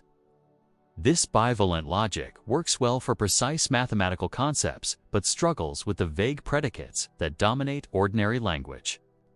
The Sorites paradox shows that our everyday concepts resist the kind of precise boundaries that classical logic demands. If we insist that there must be a sharp line between heap and non-heap, we're forced to accept absurd conclusions. We might have to say that 47,329 grains constitute a heap, while 47,328 grains do not, with the removal of that single grain making all the difference. But this seems to violate our intuitive understanding that single grains don't matter for heaphood. Various philosophical approaches have emerged to resolve the Sorites paradox, each revealing different assumptions about the nature of language, logic, and reality. One approach, called epistemicism, argues that there really are precise boundaries between vague concepts, but we simply don't know where these boundaries lie. According to this view, there is a specific number of grains that constitutes the minimum for a heap, but this number is unknowable to us. Epistemicism preserves classical logic by maintaining that every statement has a definite truth value, even if we cannot determine what that value is. The statement 47,328 grains constitute a heap is either true or false, even though we have no way of knowing which. This approach treats vagueness as a limitation of human knowledge rather than a fundamental feature of reality or language. But epistemicism faces the challenge of explaining why these precise boundaries should exist if they're completely unknowable and seem to have no practical significance. Why should there be a fact of the matter about the exact boundary of heaphood? This fact is forever hidden from us and serves no useful purpose in communication or reasoning. Another approach, known as fuzzy logic or degree theory, abandons the assumption that statements must be simply true or false. Instead, it allows for degrees of truth between 0 and 1. A statement might be 0.7 true or 0.3 true, reflecting partial membership in vague categories. From this perspective, heap is not an all-learn-nothing concept, but admits of degrees. Under fuzzy logic, a pile of 1,000,000 grains might be a heap to degree 1.0, while a pile of 500,000 grains might be a heap to degree 0.9, and a pile of 100 grains might be a heap to degree 0.1. As you remove grains one by one, the degree to which your pile constitutes a heap gradually decreases, avoiding any sharp boundary while still allowing for meaningful distinctions. This approach aligns with our intuitive sense that heaphood comes in degrees, and that borderline cases are genuinely uncertain rather than having hidden, precise truth values. It also provides mathematical tools for reasoning with vague concepts, which has proven useful in artificial intelligence and engineering applications. However, fuzzy logic faces its own version of the Sorites paradox. If heaphood comes in degrees, what determines these precise degrees? Why should 100,000 grains constitute a heap to degree 0.6 rather than 0.61 or 0.59? The problem of arbitrary precision seems to reappear at the level of degree assignments. A third approach, supervaluationism, takes a different strategy. It acknowledges that vague concepts have borderline cases where it's indeterminate whether the concept applies. In these borderline cases, statements are neither true nor false, but indeterminate. However, supervaluationism preserves classical logic for statements that are determinately true or false. According to supervaluationism, there are many equally legitimate ways to draw precise boundaries for vague concepts. A statement is true if it's true under all legitimate precisifications, false if it's false under all of them, and indeterminate if it's true under some precisifications and false under others. This allows for indeterminacy while maintaining that logical principles. Like the law of excluded middle hold for determinate cases. Still another approach, contextualism, argues that the boundaries of vague concepts shift depending on the context of conversation. What counts as a heap in one context might not count as a heap in another. If you're comparing sand formations on a beach, your standards for heaphood might be quite different than if you're examining sand under a microscope. The Sorites paradox arises, according to this view, from illegitimately holding standards fixed across contexts where they should naturally shift. The paradox also raises questions about the relationship between language and reality. Do vague concepts reflect genuine vagueness in the world itself? Or do they simply reflect limitations in our linguistic tools for describing a precisely structured reality? Is the world itself vague in some fundamental sense? Or is vagueness purely a feature of how we think and talk about the world? Some philosophers argue for metaphysical vagueness, the idea that reality itself contains genuine indeterminacy. On this view, it's not just that we don't know whether a borderline heap is really a heap. There's actually no fact of the matter. The world itself is fuzzy around the edges, containing objects and properties that are indeterminately real. Others maintain that vagueness is purely semantic or epistemic, reflecting features of our language or knowledge rather than reality itself. According to this view, the world is perfectly precise, but our concepts and language are necessarily imprecise tools for describing it. Vagueness arises from the practical impossibility of creating perfectly precise concepts for every possible discrimination. The Sorites paradox has implications that extend far beyond philosophy into practical domains like law, medicine, and public policy. Legal concepts often involve vague terms that must be applied to specific cases. When does aggressive behavior become assault? When does influence become coercion? When does a gathering become a riot? Courts regularly grapple with rights-like problems in determining how vague legal concepts apply to particular situations. Medical diagnosis presents similar challenges. When does elevated blood pressure become hypertension? When does sadness become depression? When does forgetfulness become dementia? Medical practice requires drawing precise lines for treatment purposes. But the underlying biological phenomena often exist on continua that resist sharp boundaries. Public policy decisions frequently involve thresholds that seem arbitrary but are practically necessary.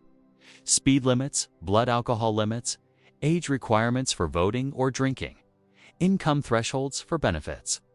All of these involve drawing precise lines in domains where the underlying phenomena are continuous. The Sorites paradox helps explain why these decisions often feel both necessary and somewhat arbitrary. The paradox also illuminates challenges in artificial intelligence and machine learning.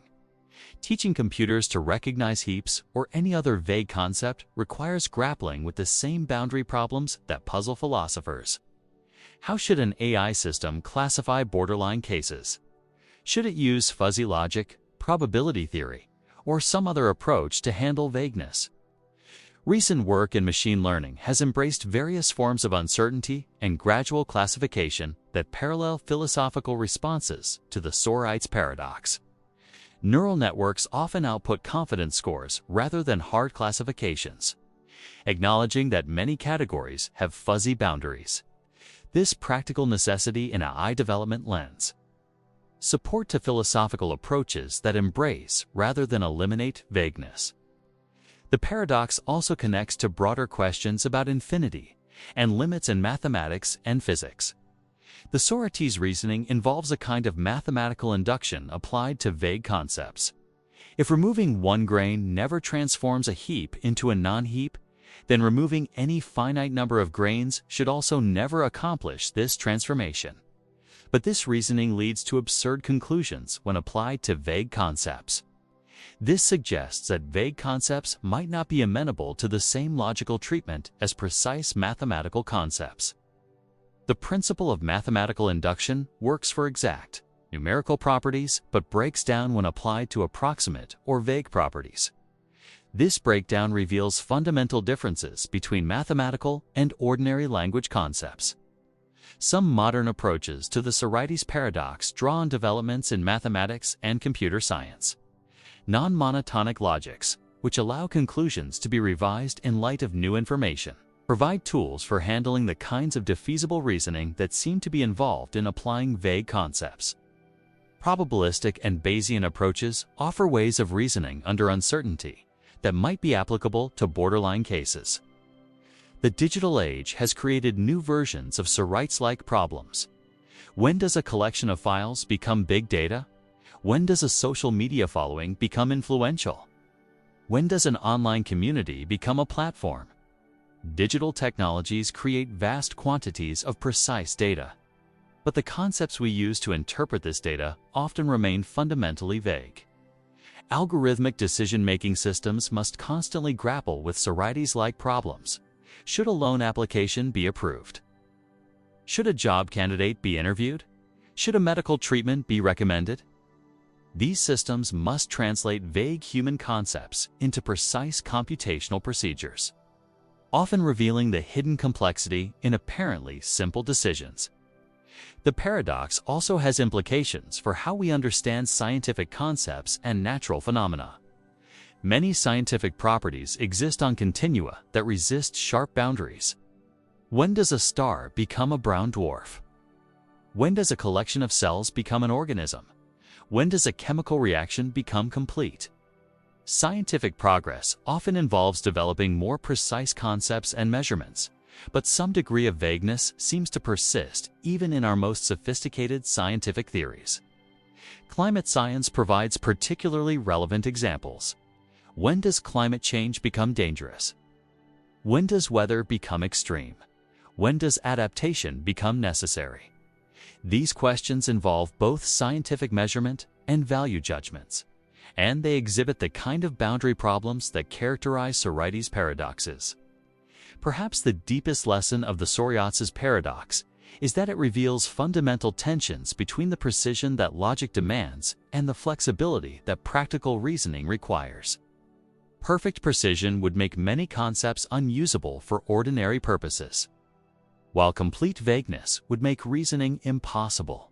We seem to need concepts that are precise enough to enable rational thought, but vague enough to apply to a complex and changing world.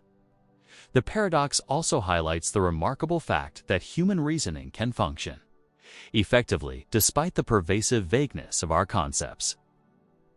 We navigate a world full of borderline cases and fuzzy boundaries with remarkable success, making decisions and drawing inferences that serve us well in practice, even if they cannot be perfectly formalized in logical terms. As you imagine yourself removing those grains of sand one by one, you're not just engaged in a thought experiment about heaps.